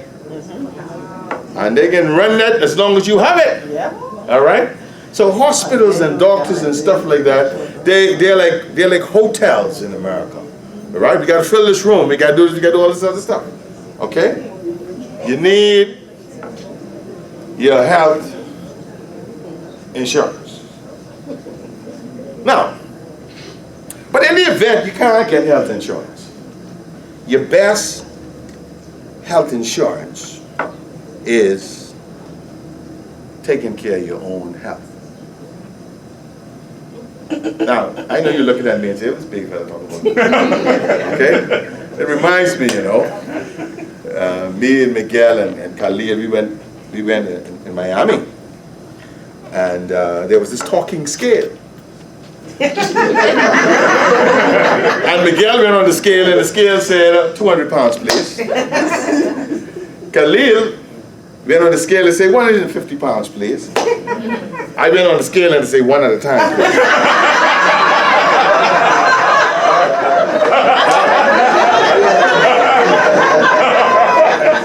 All right. Okay. So listen, guys. Listen. Slim people dropping out too. Yes. Not because you're slim. All right? But our problem is we eat bad. All right? We keep talking about we got to improve this. Our diet, something's wrong with our diet. If you're gonna have a Bahamian meal now and something peas and rice, potato salad, macaroni, fried chicken, then gobbled up. When Marietta's was open, I used to get gobbled up in a Diet Coke soda. That used to suit me. All right? Okay? So, and we gotta walk, and you know, sugar, salt, flour, pasta, white bread. These things are wrong for us until we change our diet. And this is what I like about the Minister of Health is doing, coming on the radio and telling you, I think that's a very good thing he's doing. But will it change? You know, I was a fellow, when Sunday come, I want to eat bad. I eat good. I want to eat good. Yeah, you know, maybe that's but a doctor from Jamaica told me that the heart cases he deals with out here in a day, he deals with in a year in Jamaica. Our diet affects us. Diabetes, okay? Diabetes is a huge problem in the Western Hemisphere, much less deaths. So, the best insurance for health-wise is take care of yourself, walk, eat properly, stay away from those things, all right? But you need health insurance as much as you can get it. But when you get older, they ain't gonna give it to you, all right? And the next time you'll negotiate your contract for insurance, but make sure it covers your dependent. Make sure it covers your dependent. Oh, they say Even if they allow you to pay. If you sick, if you have the insurance and your wife's sick, and that's your problem too. You know, the purpose of the insurance is to give you a benefit of comfort. Right? If you sick, if you ain't sick, you have the insurance, and your spouse sick. Right? And that's your problem too? Yeah. Okay. So even if they say, let's get it, but you pay for the dependent, you need that because you only halfway solving the problem. I know I'm talking a little generally, but you all is human beings, and you all didn't hate insurance so much, I'm going to go on this area. I'm going on the technical stuff. Okay, so that's life, that's health. All right? Now let's talk a little bit about general. Now, years ago, when I first insured my house, the premium must be $200 a year. Then it went up to $600. Now it's gone way up. Why did it go up? Tell me, why did it go up? We live in a hurricane belt, all right? In fact, after Hurricane Andrew in the United States, all insurance companies stopped selling insurance in Florida. And the government had to create one, okay?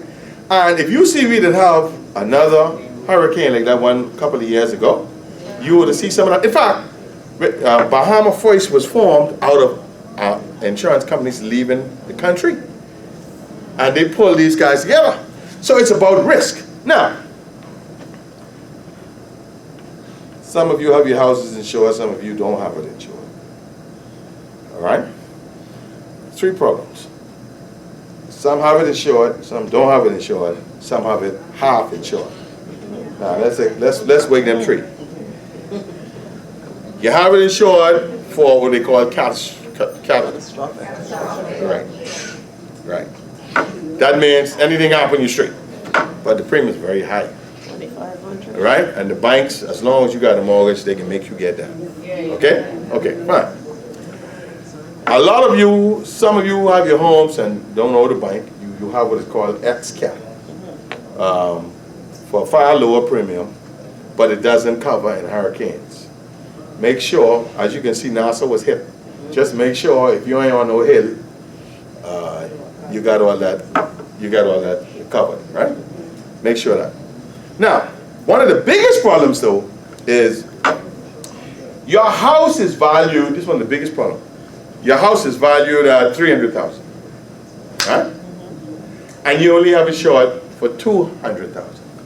Or your house is valued at $400,000, and you only have it short for $200,000. So it is underinsured. So when your house is underinsured, the insurance companies have a rule. If your house is 50% insured, any small claim you have, they'll only pay 50% of that claim. Let me explain that one more time. Your house is valued at $400,000. You have it insured for $200,000. Right? You have a little break-in or something for $40,000. They're only going to pay $20,000. Oh, you're smart people. They're only going to pay $20,000 because your overall house is only insured for that amount. Those of you who don't have insurance, as soon as a hurricane starts moving and close here, the insurance companies instruct us, don't write no more policies, don't reinstate none, don't accept no more money. So you can't wait till the stuff, you can't wait till it's on you to do these things. You can't wait till it's on you to do these things. All right? So there you have it. Your house, your house, your valuables, all this other stuff. And sometimes, yeah, it's expensive, but sometimes, for example, I think when the hurricane hit Inagua, it hadn't hit them for years. 300-something homes, I think it was. And those people, well, you know, if you only hit for 65 years, I don't think I'll insure either. But then what happened is, it wasn't insured, and so the inflow from them didn't come in to fix that up. You see what I'm saying? All right. So, your money is funny, and your change is strange. But you have to think about now, you have to think about the future, all right? And most of all, your children. For many of us, it's too late. Your children have them thinking retirement from day one, because it'll be a small amount of money that grows big during a long period of time. All right? Okay. I got questions. In the back. I have two questions. One on the whole life insurance, one on insurance as an investment. Okay. The whole life insurance. I want to know some more detail on what's the fine print with the whole life insurance, because some persons say, let's say your insurance is due to be paid on the 21st, and it is paid late. Because you get paid late, you pay it late, whatever the situation is. All the time you're paying this insurance with the intention that you can borrow from it, you can cash it out for retirement or whatever the case may be, but when you go to borrow from it or cash it out, because the payments have been coming in late, or like say 2 or 3 days behind, it doesn't have the same value as it should have. Where in a case like that, that's not stipulated when you go to take out this insurance. Okay, and you're not necessarily, you're just ignorant of the fact that paying 2 days behind, because you get paid 2 days behind, has this negative effect. I want to know a little more detail on the whole life insurance. That's the first thing. Okay, let me answer that before you ask the second one. Often when our salespeople, when they deal with people who are going to get salary reduction, we ask them to get a payment up front, right, from the person, and so that they'll be ahead or behind. A lot of people don't do that, and that's how that kicks in. Now, the insurance has 30 days grace period. All right? If your insurance is due today, you have another 30 days to pay them. Okay? That shouldn't overtly affect the interest rates, depending on the type of policy you have. Right? But the basic whole life policy, those few days shouldn't affect it. Okay? The cash value should still be there. Now this is for interest sensitive and all that other stuff. And maybe it was behind longer than yours. I would really have to see this to really answer your question. But typically, paying a few days late shouldn't affect the cash value unless it's over a long period of time. Okay? But one other point I will say to you is, you can keep your agent honest. You can keep the company honest. You must be your own CFO. You must be your own manager. It's like, and I can answer your question, but it's like portfolios, right? What we do, we buy it and we say, I'm going to buy these investments and put it aside for my grandchildren. It's a bad thing. You buy low and you sell high. You have to constantly manage and watch you have to watch your own stuff. You market people easily do that. You have to watch your own stuff. Every year you can write the insurance company and you can say, send me a detailed analysis of everything on my policies. All right? The cash value, cash value, premiums owed, if I die, who's the beneficiary, okay? That's a service I normally do for people for free, but there's too many of y'all, so I can't do it, right? But you become a watchdog on them, all right? If you have a pension, you do the same with the pension people. NIB, when you leave here today, go to NIB and check on all your historical payments. They can find my 46 years payments, right? So you could go to them and they'll give you. I think you could even do it online, okay? So in other words, I'm saying manage your stuff now, right? You can do that. You can do that with the insurance company before you go in and find out. You can manage. Your second question. My second question is about the home insurance. Mm-hmm. Now with the home insurance, let's say for example, and the banks are doing it, let's say the house is worth $200,000, the property is worth $70,000. They insure you for $130,000 because they're not insuring the property value. Because in case of a hurricane, whatever the case may be, the property gonna be there nonetheless. Right. Right? Mm-hmm. So you underinsured, I guess again, ignorance on your behalf, if you are insured for $130,000 and there's a fire. Smoke damage, you get the fire out in time, smoke damage all your roof on your this and your that. The insurance company now says we cover fire, but you're not covered for smoke damage. The smoke damage is more than the fire. Hold on. First of all, I understand everything you're saying. Yeah. To correct the smoke damage that the 5,000 was destroyed from the fire. Now understand. First of all, you must have control over your policy. That's the first thing. Often you're so happy to get the loan from the bank. The banks are the only people they want to send stuff to, right? So you're so happy to get it from them, you believe you have to do it, right? You don't have to get it from them. You control the policy. You must get a policy equal to the replacement value of the home. What would it cost to build the home? Okay? The value of the home. And you don't have to include the property, no, but replacing the home is what you have to do. And you control that policy, and you have an agent who you can ask questions to, just like me, and not the bank. Okay? The idea is to know these things before these things come up, and you be in control of it. So what I'm saying to you is, the fire damage my property. The smoke damage is more than the fire. But it's still only the property that's insured. So to you, the insurance agent, the property is underinsured. And it's still not covering the smoke damage.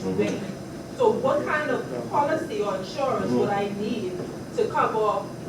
I'm not even smoke, because that's it. The area doesn't happen again. You want whatever happened? Yeah. Whatever happened. That's how you tell me you can cover fire, but you don't cover smoke. That's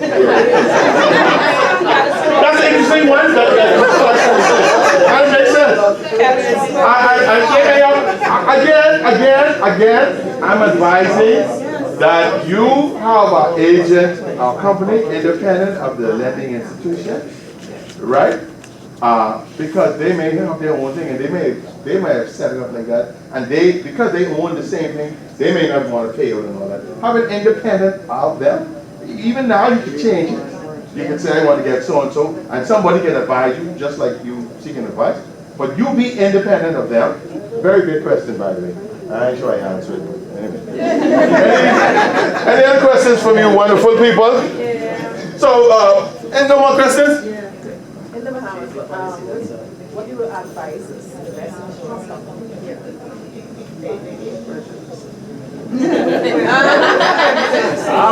I'm a broker. I represent many insurance companies, right?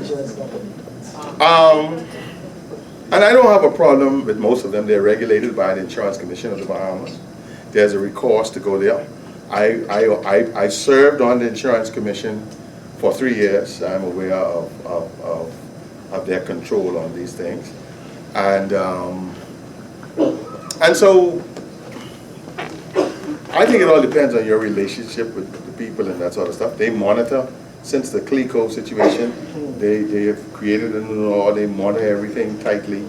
And basically, whichever one out here is pretty good, but you will deal with whoever relationship. There's some good ones. I don't want to outline them. Huh? They're all right, they're all right. They're all right. But the biggest insurance company out here is Bahama First. Biggest insurance company, yeah. They're the biggest one. And then you have some huge brokerages too. J.S. Johnson is a huge brokerage for years and years and years.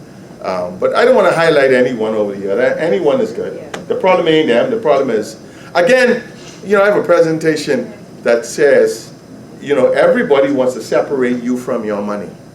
Government, everybody wants to consume. Everybody wants to tax you, right? You have to become the CFO of your own investments and money.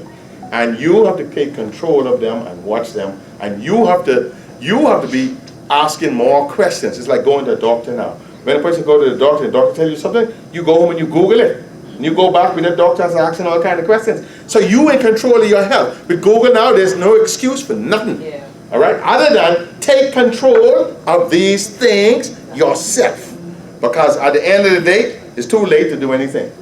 Yeah. Can you challenge when they say you're underinsured? Can you challenge that? Because when I was taking out insurance for my property, the lady told me that to do it for more than what they value it at, because most time when you go to claim, they would say you're underinsured. Right.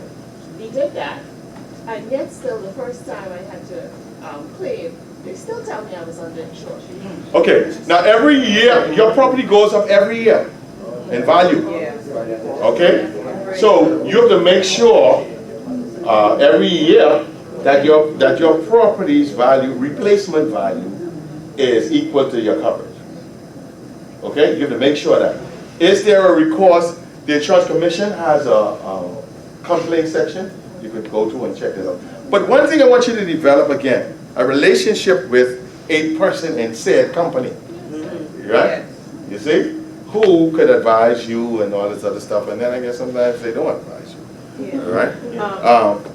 She said the person told her to insure it for more than they say. Yeah. If you over-insure, but you speak about under-insuring, if you over-insure, let's say it's really $400,000 property and you insure it for $500,000 and you had to claim, how do they deal with that? I don't know, but if you over-insure, then you could go to jail.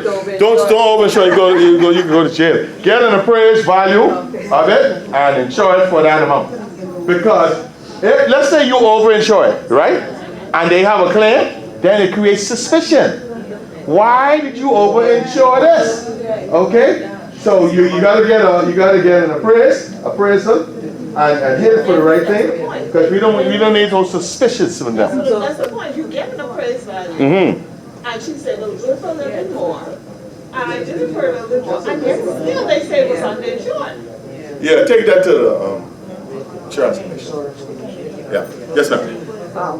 The pros and cons of whole life versus term life insurance. The pros and cons. Oh, I love this question. The pros and cons versus whole life of whole life versus term. Right? Okay. Now, first of all, whole life is a lifelong thing you pay, and it builds cash and maybe dividends. Term is like renting.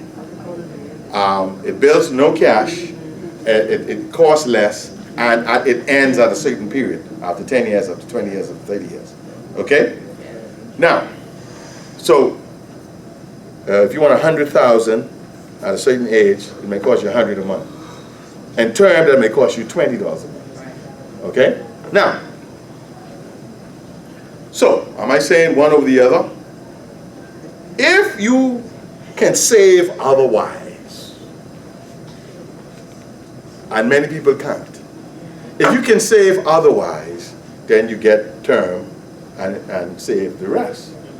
If you can't save and you need this program, then you get whole life. Okay? Or you might want a little bit of both. But let me give you a scenario. You have $200 to spend. You got 3 children. You have $200 to spend. You have no children. Right? My advice to both of you is going to be different. My advice to you would be, oh, no children? Put all that, save up your money. My advice to you would be, hey, if something happens to you, Okay, my $200, I give her 200,000. I give you 200,000. You make $50,000 a year. If something happens to you, and the youngest child is 4 years old, that only can last 5 years. So I would say to you then, well, let's give you 50,000 of savings, and let me give you another 350,000 of term. In the event that you die, the kids are covered for more because of your, okay? And then and as the years go by, I begin to convert that over as your life changes, okay? So term depends on the situation, whole life depends on the situation, okay? Follow-up question. Follow-up question, yes. Okay, follow-up question to that. You have whole life Forget these insurance. maths teachers, jeez. I Let's get F in maths, baby. Whole life, all your life. Mm-hmm. What if you wanna cash in your whole life at this point in time? Yes. Have no dependents, everybody off age. Right. Finish. Yeah. Take a term life insurance out. Take your cash, invest it. What would you say? Well, can you take out at this age? Are you healthy? Right. Can you pay the cost of the term? A term for me at age 25 might be $20 for 100. That might be $300 at this age. First problem. All right. Second point. Second point is you can within that policy, you can convert that using the cash to term for another 30 years and don't have to pay anything else. There's a number of fancy things you can do. You can do that, all right? But the cash was sitting there nice all along. All of a sudden, you don't want to sit there no more? No. Okay. Invest it. All right. Yes. Now, remember this, guys. Don't ever forget this. Investment is nice. It's a beautiful, it's a sweet word. Investment, you can make plenty of money, and you can lose all your money. You have to look at your risk profile. Yes. They say, do not invest anything you're not afraid to lose. So, your life savings you didn't build up, if you can't afford to lose that, be careful. No, not that kind of. Right. But if you can, and each of you have different risk profiles. For example, let's talk about ASU. About 30 years ago, I was going into ASU with my then secretary. $300 a month, 10 of us in it, and I can't understand why I can't get the first draw. Right? Okay, so I get the 8th draw, the 8th or 9th draw, and she brings me the $300. All right? She brings me the $300 on the Thursday. She says, Major, get the rest of your money Monday. 25 years later, Monday ain't reached yet. So I don't like ASU. However, I had an aunt who used to run ASUs well. I know plenty of children who get educated on ASU. I know plenty of cars, plenty of houses, and all that, right? So their risk profile is there, and mine is there. Does it mean it's wrong? No, it's my risk profile. You see? So your risk profile, and this is one of the first things an investment person should do, is measure what's your risk profile. Okay? So it ain't right or wrong, it's you and your risk. You got me? And if you invest, watch your investment. Years ago, the hardest stock in this country was City Markets. The hardest stock was City Markets. If you own City Market stock now, how much you get? Not one penny. Okay? So every stock you get. Same thing, R&D. Every stock you get, okay? Cable Bahamas stock was good. Then they took on a bunch of debt. It dropped. But they just sold their U.S. entity for $331 million. And all that money coming back here. In my opinion, that can be a nice stock. Watch that. But you see, you got to watch it. You got to watch the different changes. Yeah. You have to watch it. Don't rely on nobody to watch it. Because investment is about buying low, selling high. Not selling it and putting it away and waiting until your grandchildren reach. Because if you have City Market shares for your grandchildren, they dead. They dead in the water. Any other questions? I know my time is enough. Anyway, final question. How many of you like insurance a little bit more? No. Yeah, so just a little more. A little bit more. Y'all don't even know how to lie to people. Anyway, one final point here. Yeah, what's the name again? Keith Major. Dr. Major. Yeah. You sound like a very different insurance agent. I like everything you Thank you, I appreciate that, sir. Personally, I don't have a problem paying the insurance. Right, However expensive it may be, as long as I can afford it. right, But the clarity, yes. just as you explained. Clarity, yeah, they can't hear in the back, yes. Yeah. So my question, simple question, is it possible to change from it? Oh, I think that was a question that I was going to ask somebody. Well, since you're here, the answer was yes. Yeah. Is it worth it changing it from a term to a life? Again, any advice you're giving, you notice all my advice is not based on the product, but your situation. Okay? So I cannot advise you on the product minus your situation. You see what I'm saying? So your situation is what's important. Why you have it, what you're going to do with it, how it's going to happen. Do you have children? Do you have retirement? What are your main goals? Right? A lot of, when you're younger, your goals, get a house, plan for retirement, get a car, get a lot. Many of our goals should be, because a lot of people, see, there was a time when banks never used to lend you no mortgage after 45. Because at 65, you got to be finished. Now they're lending you it late. You don't want to go into retirement with no mortgage, with no children getting off to school, with no doing all this other stuff. So your new goals have to be reduce this, reduce that, reduce the next thing. But that varies from individual to individual. Okay? So when people come to you, one point I like to make, when insurance companies and people come to you product selling, run them. When they come to ask you, let's sit down and talk about your situation and your needs, you sit down and listen. Or even if they come, then you say, oh, hey, talk to me about my needs. All right? Many of them can't do it. So what I'm saying is, put control of your finances, your future, your life in your hands. Because it ain't look good to be Yeah. Thank you, guys. Dr. Major.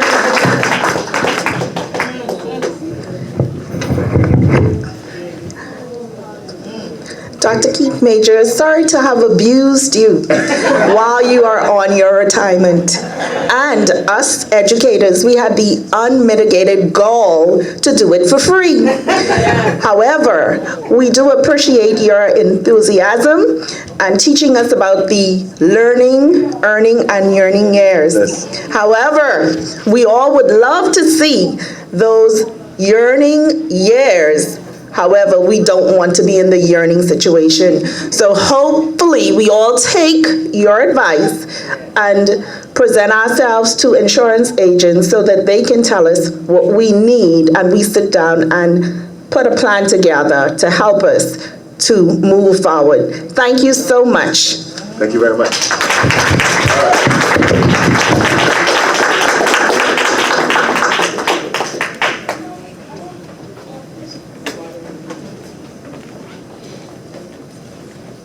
Folks, I think we're going to break down for lunch until 12:45. That'll be right on time, right?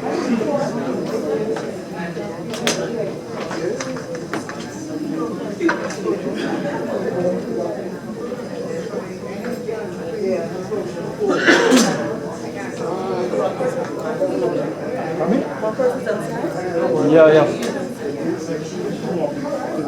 Few more? Okay.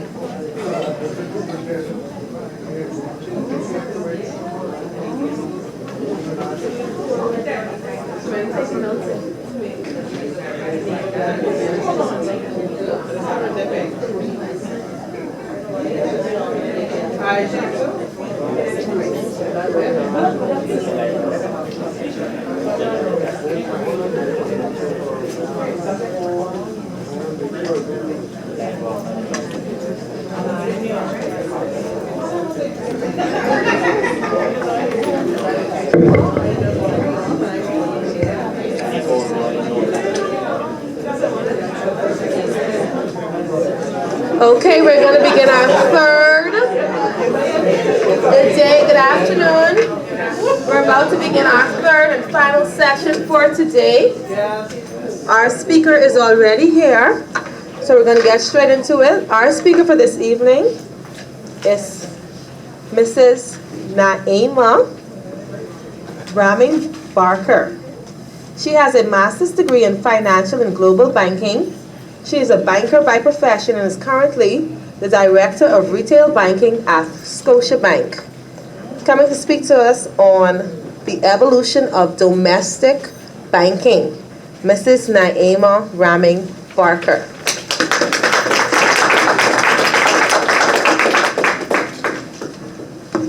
Good afternoon, everyone. Typically, I don't like to speak to crowds right after lunch because ethnic fatigue starts to set in. So before I get started, I'm gonna ask you all to just stand. Ethnic fatigue, yes, you know the Bahamian. Stand and just give a stretch, 2 stretch, 1 up, 1 to the side. See, you hear that? It already starting to set in. All right, you can have a seat. But thank you so much again for having me. Pleasure being here to speak to all of you. So the topic today is very interesting, and I'm sure it's no unusual topic to any one of you. So I was asked to speak on the evolution of domestic banking. So I've been in banking for the past 20 years now. Started off as a teller right out of high school. Stopped a couple of times to do schooling though, to do bachelor's and master's, came back. But I have just watched the banking industry just change. It's definitely a new day in banking. But before we get into the evolution of banking, let's just take a step back and look at what's happening in the world today. So how many of you are familiar with a company called Uber? So what is Uber? Taxi service, like a private taxi. Private taxi service, transportation service, yes. So Uber is known as the world's largest taxi company, yet it owns no cars. How many of you are familiar with Airbnb? And what is Airbnb? Hotel services, rental accommodations. So Airbnb is known as the largest real estate company, yet they own no property. So how many of you are familiar with Netflix? Oh yeah. So Netflix is known as the fastest growing television network, yet it runs no cables, none. How many of you are familiar with Facebook? All of you, eh? So Facebook is known as the largest or most popular media provider or marketing company, yet it produces no content, none. And finally, how many of you are familiar with Alibaba? Okay, Alibaba, for those of you, right, is the Chinese equivalent to Amazon, eh? So it's known as the largest commerce company in the world. And what it does is it hosts tons, millions, hundreds of millions of entrepreneurs. They sell on Alibaba, similar to Amazon, similar to eBay. Yet, Alibaba owns no inventory. So how can these companies just shoot up to the top? No inventory, no real estate properties, no nothing, but they are known as the top and most valuable services in the world. So what are they doing differently? Who knows? So why are they so valued? Why do so many customers keep using them over and over and over and over? I mean, besides the obvious, what they have in common, they are all online, they use internet connectivity, cheaper, faster, easy to access. But what do you think is the biggest difference? You saw what happened to Blockbuster. Everybody remember Blockbuster? Y'all saw what happened to Sears? Yes. Okay, and often people say that Amazon or Alibaba was the cause of Sears' demise, was the cause of Blockbuster's demise, was the cause of so many brick and mortar companies' demise. But really, is it? Is it really Amazon who caused it? What I've seen, and what you will see too, if you're looking at what's happening in the world today, you'll see that there is one overall common distinction. But before I go into that, let's look at Alibaba for example. No, let's look at Uber. So Uber, in comparison to a regular taxi company, the app is free to download to any smartphone you have. It offers cheaper fares. It's more convenient in terms of an embedded GPS that they have in the app. You can pay online and it's on demand. A regular taxi company, or a taxi in comparison, is sometimes less convenient. You have to go and search for a taxi on the side of a corner or walk down the street until you find a taxi cab. It's usually more expensive, and most of the time when you finally get into a taxi, if you have no cash on you, dog eat your lunch because they may not have an online payment system. So wouldn't these be enough reasons for customers to move to an Uber versus a regular taxi? Okay, so let's consider one more, Airbnb. So the same thing really could apply to Airbnb. Why would someone pay for a relatively pricey apartment if he or she can rent a fancy house or apartment or a nice condo on the water or in the middle of a city, just to experience the authenticity of that country? Why would somebody pay more? Sure, if you go to a hotel, you'd feel safer. You have someone bringing you fresh towels, cleaning up behind you.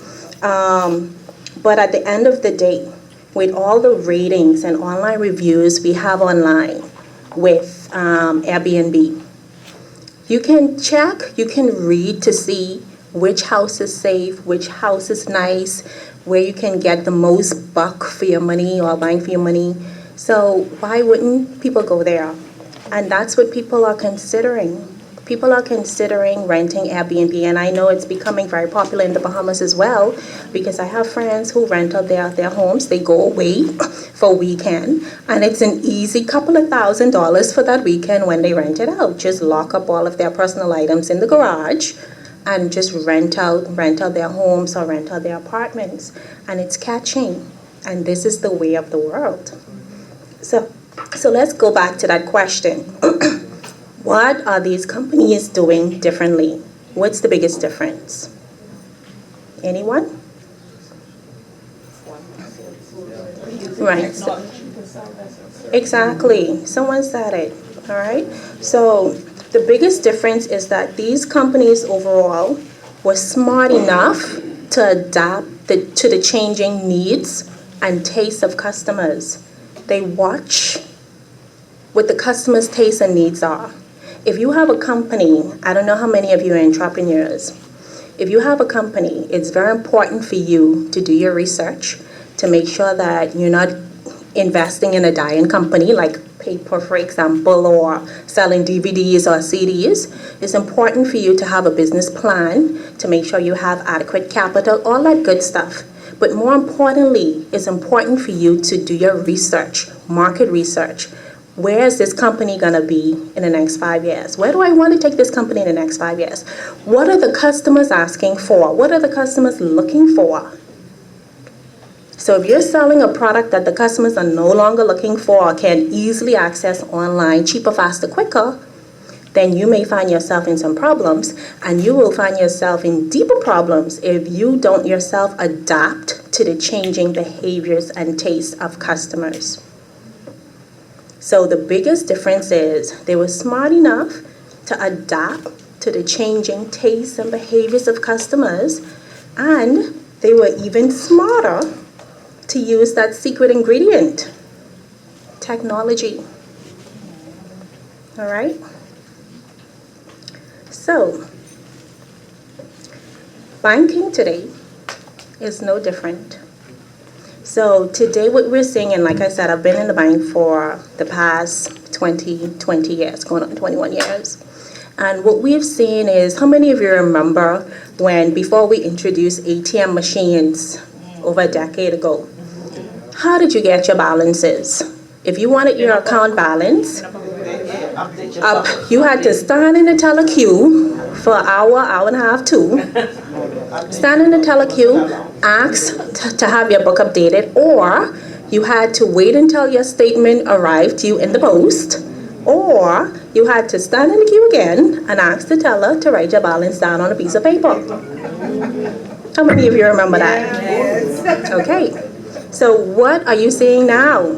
Like I said, banking today is no different, you know, and banks today realize that, well, I can speak for Scotiabank. Scotiabank realized that customers are looking for different ways of banking. They're looking to bank at different times. They're looking for different avenues, alternatives to bank, and that's what we have seen over the past years.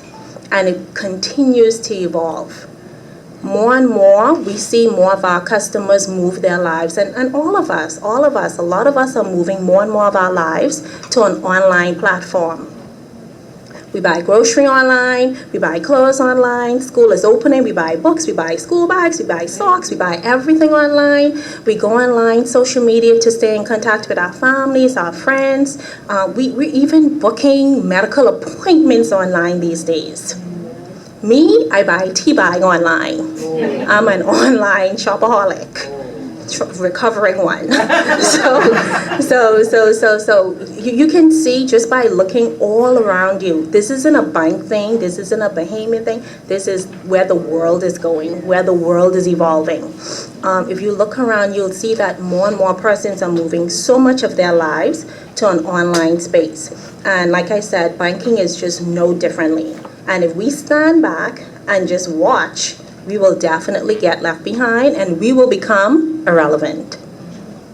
So, just to reiterate, today we are seeing more and more of our customers habitually move to online banking or mobile banking. A lot of our customers were saying, give us more alternatives. We need different ways of doing banking. We're tired of standing in the long lines. We're tired of having to go to a teller to send a wire to a friend. We're tired of having to go to a utility company or come into the bank to pay my utility bill. We need more options. I get off at 5, your bank closes at 3. How can I make my deposits? We need more options. So we listened, and Scotiabank in particular invested tons of money in technology. We heard our customer says, okay, this day and age, we should be able to send wires to a family or friend. You can do that now online. And this isn't only for personal customers, business customers are also benefiting. A business customer no longer have to go into the bank to create payroll or to have a payroll prepared. They don't have to go into a bank to send a wire transfer to suppliers. They don't have to go into a bank to send money transfers from one employee to the next. They don't have to do any of that online. There are online banking avenues for businesses, for personal customers, large corporations, and that's what they've been asking for. We don't want to stand on a long line, give me an alternative. I get off at 5, give me an alternative. When I get home at night, I'm tired, I just want to do my banking in my pajamas, give me an alternative. And that's what you see today. So what you will see, more and more banks will continue to promote it because this is the way the world is going. If you go away, and it is so funny sometimes when I watch some of our own customers who come into the bank and complain, oh, I don't want to use internet banking, I don't want to go here, I don't want to go there. But then I watch one of my customers at the kiosk checking in to take a flight, not a peep. Just punching. And the thing is, I mean, we look at it and think, oh gosh, look at this customer, so hilarious. But what we're trying to do, and one of our top priorities, is to bring about awareness and move our customers forward, because when you travel, for example, you may not see a human being. You may not see a human being at the counter like you do now when you travel. You may not see a human being even in a bank when you travel. You may not see it, like, for example, Canada. When you go to Canada, you will hardly ever see a human being. So what we're trying to do is just bring awareness, take our customers along, and help them become relevant and move with the technology. Now, we realize that a lot of our customers are at different life cycles in the digital world, or digital transformation. We realize that we may have to have a number of iterations of demonstrations at the ATM, for example, or show them how to download a mobile app, or online banking. We have to hold their hands. And this is what we're prepared to do. So when you go to Scotiabank, you may find some of our staff members who are very equipped and very well trained to help our customers move forward in that digital space. You may see them at the ATM showing customers how to use the ATM machines. You may find them walking around in the branches with an iPad like this, showing customers how to download the app. You may find them just sitting behind a desk going through the online banking system. We also have 24/7 customer service officers available to just go through the process with you. And this is what we're committed to doing. Because like I said, this isn't a bank thing, this is a world thing. And I know that the banks will continue to evolve, companies will continue to evolve, so it's best that we just jump on board. And if you need help, just ask for help. I always tell a story about my father. My father is about almost 70 now, I think he's 69. And before, I won't even talk about my grandfather, my late grandfather, but my father in particular, he hated the ATMs. I could never get him to use the ATMs. Didn't trust the ATM, didn't know what it was about. He probably thought there was somebody behind the machine giving out the money. But you know, and older folks, we have a lot of our older customers who know how to use internet banking, who know how to use the ATM and all of that. But there are some we know that we need to hold their hands. And my father was one of them. I had to hold his hand. And it took nothing off me, because as we were kids, who was there holding our hands? You know? So it is our obligation, our duty to help our older customers, hold their hand and teach them. Today's young kids, they're coming out of the womb knowing how to use the computer. You know, our parents didn't have it back in their days. All right, so we need to do this together as a country. And I'm not only saying Scotiabank, because you find a lot of other banks are going the same route. We need to just help each other. And if there are questions, if you have any questions, any concerns, somebody is always there. Somebody is always there. Call me, call any one of my staff members, we'd be happy to teach you. Okay? So, like I said, we know that a lot of our customers are at different life cycles, and we're committed to taking them and moving them forward. So now, I'm not gonna glide or slide over some of the concerns that you may have. I know that using digital banking or internet banking, there are some valid concerns. One is, my money isn't safe. And you know that today, robbers are not jumping in the bank with a mask on, jumping on the counter saying, give me the money. The banks are being robbed now by fraudsters online, who are very ingenious. They are looking to be 2 steps ahead of the bank to defraud customers and defraud the bank and defraud companies out of their money, stealing data. I saw a quote in The Economist magazine the other day that oil is no longer the most valuable asset in the world. It's data, or data, however you want to call it, eh? So I know that there are those concerns, but I have to say to you that, you know, when you complete a transaction online, it's traceable. It's as safe as you go into a teller to complete a transaction. In addition to that, you know, Scotiabank, along with other banks, we use data encryption to safeguard customers' information, firewalls to protect your information, but you also have to do your part. With fraudsters, they prey on customers who take it for granted that they can save personal information online. You have to know that banks will never send an email to you asking you for your password or PIN number or demand that you send money. That's something, an email that we call phishing, where customers prey on you and under the guise of a bank official, ask you for personal information to tap into your account. So know that a bank will never ask you for that. Know that you shouldn't save passwords online. You shouldn't save account numbers online. I know some of you may say, okay, let me just create a Word document or save this in a picture and let me just save this in this file so that when I want to remember the password or my account number, I have everything at my fingertips. No, you cannot do that, because if somebody was to hack into your email or your computer, though that information is your private information that you should not save online. All right. Another thing you should not do is share your PIN. When you log on to internet banking or mobile banking, Scotiabank, for example, will ask you to set up a password. That password should be unique to you and only you. It will further ask you to set up a 6-digit PIN number for extra security. And that 6-digit PIN number you will have to use after you complete each transaction to safeguard that transaction. Those are not to be shared.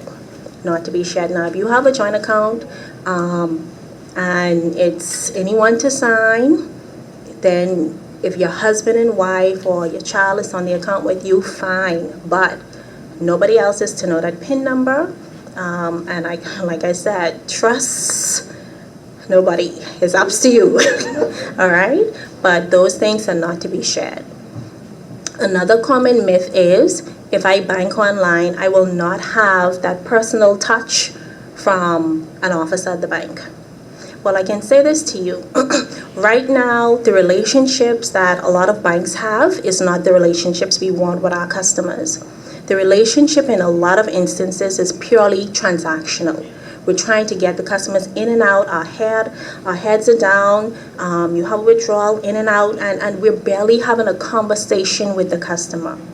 So one of the things we're trying to accomplish too is, if you're able to do those transactions, like make a withdrawal, make a deposit online or at the ATM, the persons or the customers coming into the branch, we are then able to have that fulsome conversation, build the relationship that we want, because we have more time to have a conversation with you. We have more time to give you advice and solution. We have more time to tell you how you can build a dream home. We have more time to help you with saving and budgeting.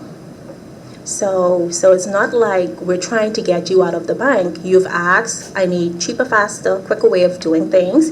We gave it to you. Now we want to hear from you. Come into the bank. Let us know how our service is. Let us help you get into your home, like I said. So those are the things that we are looking to accomplish, and those are the, you will see that the bank will eventually evolve. And I can tell you this, that Scotiabank for sure is committed to evolving with the customers. Whatever the customer wants and however the customer wants the bank, that's how we will evolve. And I'm sure the other banks are doing the same thing, Because, like I said, if you don't adapt to the changing tastes and behaviors of your customers, you will become irrelevant. You will be left behind. So as our customers are saying, give us more, or we want more of your time, that's where we're gonna head. All right? So any other common myths? I'll be happy to answer your questions after. But that's my presentation for today. I hope it was very beneficial.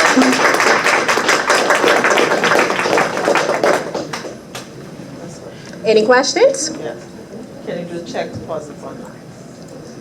Check deposits at the ATM. So right now, you can do check deposits at the ATM, but we are rolling out something that we call IDMs, intelligent machines, where once you make a check deposit, that machine is going to actually acknowledge the type of check it is, check to see if funds are on that account, and you'll be able to get immediate access to that. We're now installing one in our Paradise Island branch and about to install about 13 more across the island of the Bahamas.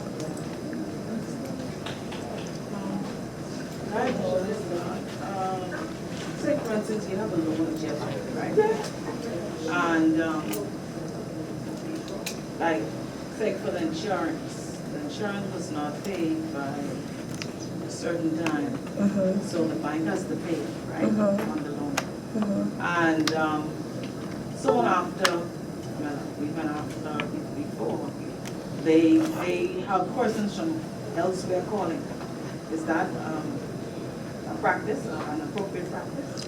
It's not digital banking per se, but another common trend you'll see not only banks doing, but other companies doing is outsourcing a part of their services to capitalize on economies of scale, where you have a lot of employees in a certain country or a certain section.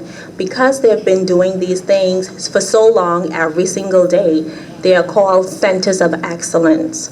So you'll find a lot of companies, banks, just outsourcing a lot of their services to maybe Trinidad or Jamaica or Colombia. Right, Yeah. sounds foreign, Yeah. All right. Any other questions? But still you don't give them no information, like personal information.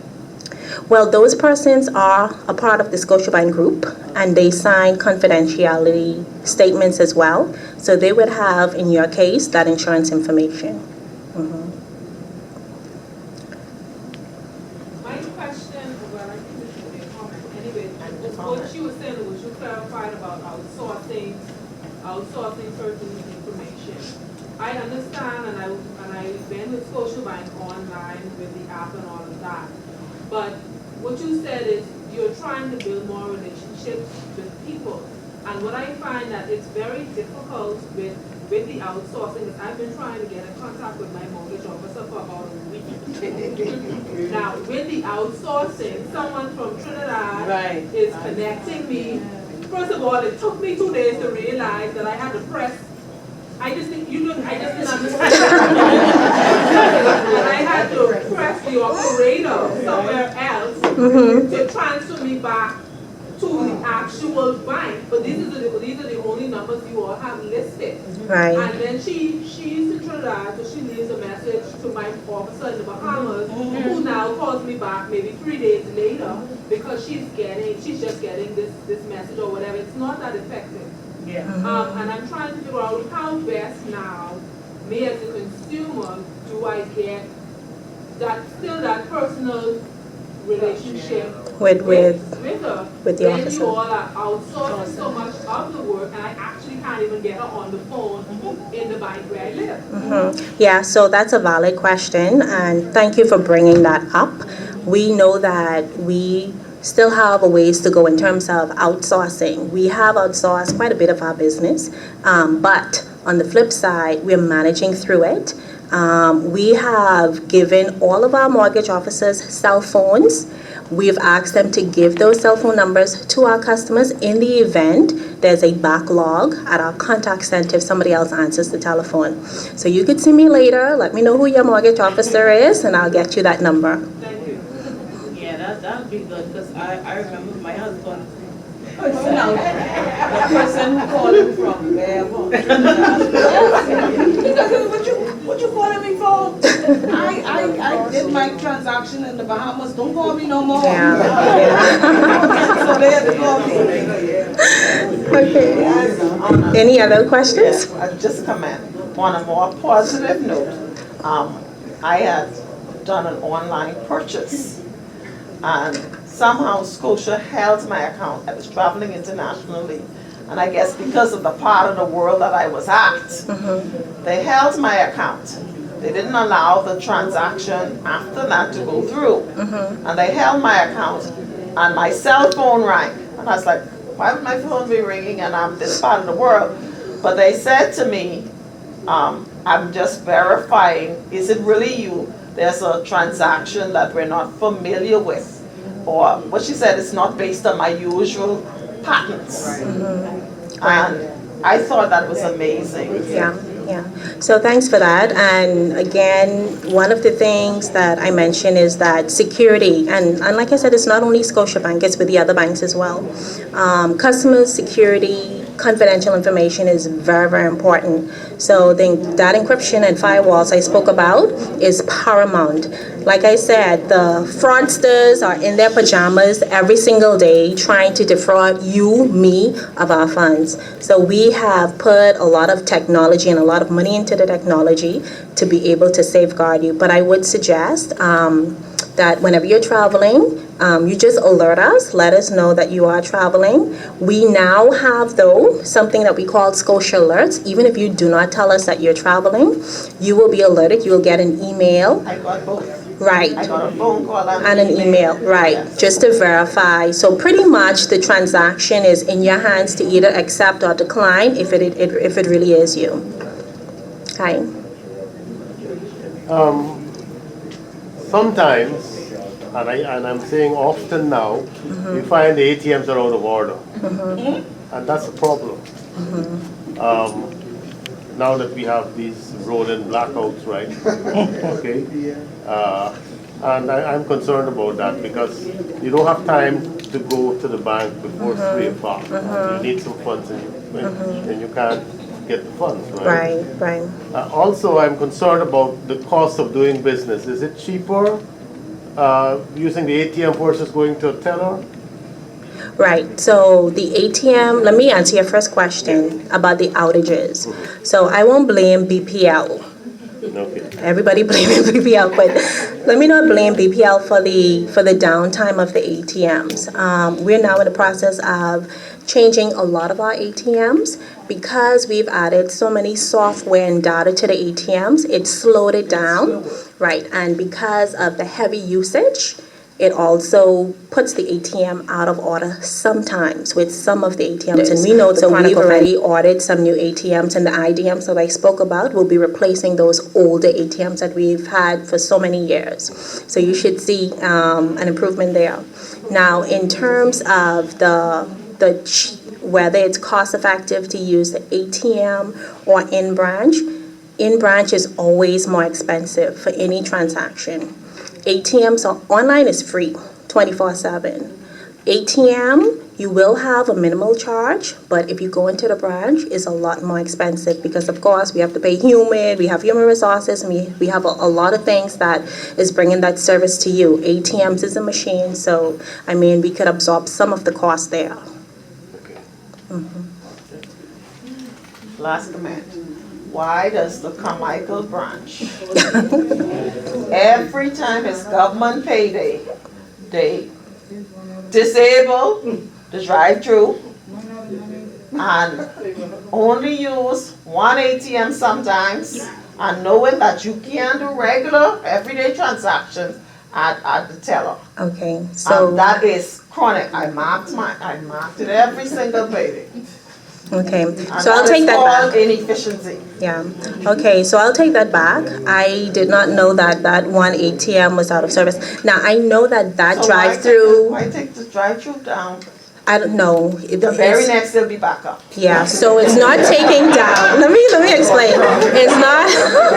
It's not taken down. So just for your information, the ATMs have a maximum dollar amount that you can put in each ATM. That ATM is the heaviest used ATM because people want convenience. They want to just drive up and get the money. So that ATM more than likely, and I'll have to confirm it, is running out of cash and they have to upload it, So, but I'll take that back. All right. All right, I have time for one more question. I was actually going to make a statement. I found that I also bank with Scotia, and so many of the branches are so slow. I actually go to Carmichael, and I found that a lot of persons, because my sister turned me on to them, they work very quickly. So you have persons moving from all the way uptown down to Carmichael just to use the facility. So maybe that's one of the reasons why they're always out of cash. Right. They actually move very fast. Right, okay. Thank you for that, but I'll let the other branches take some tips from the Carmichael Road branch. But good. Okay, so do I have time for one more question? No. No, that's it? Okay. Okay, so any other questions? I'll be here for another 5 minutes. Thank you so much for your time. Digital banking is something, like I said, it's the way of the world. So I encourage you, if you have any questions, please ask. Thank you for the feedback on Scotiabank. We always like when our customers give us feedback directly. That's the only way we do better, eh? So thank you for that.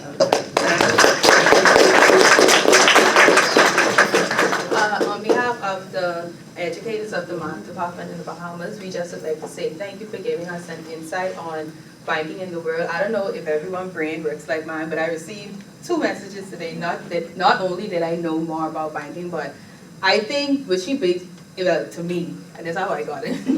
We have, just like how the banking world is evolving, we should also evolve as educators. So just how to stay current, so our students are our consumers. So that's my 2 messages I received today. So thank you very much for that. And like she said, she'll be here for 5 minutes.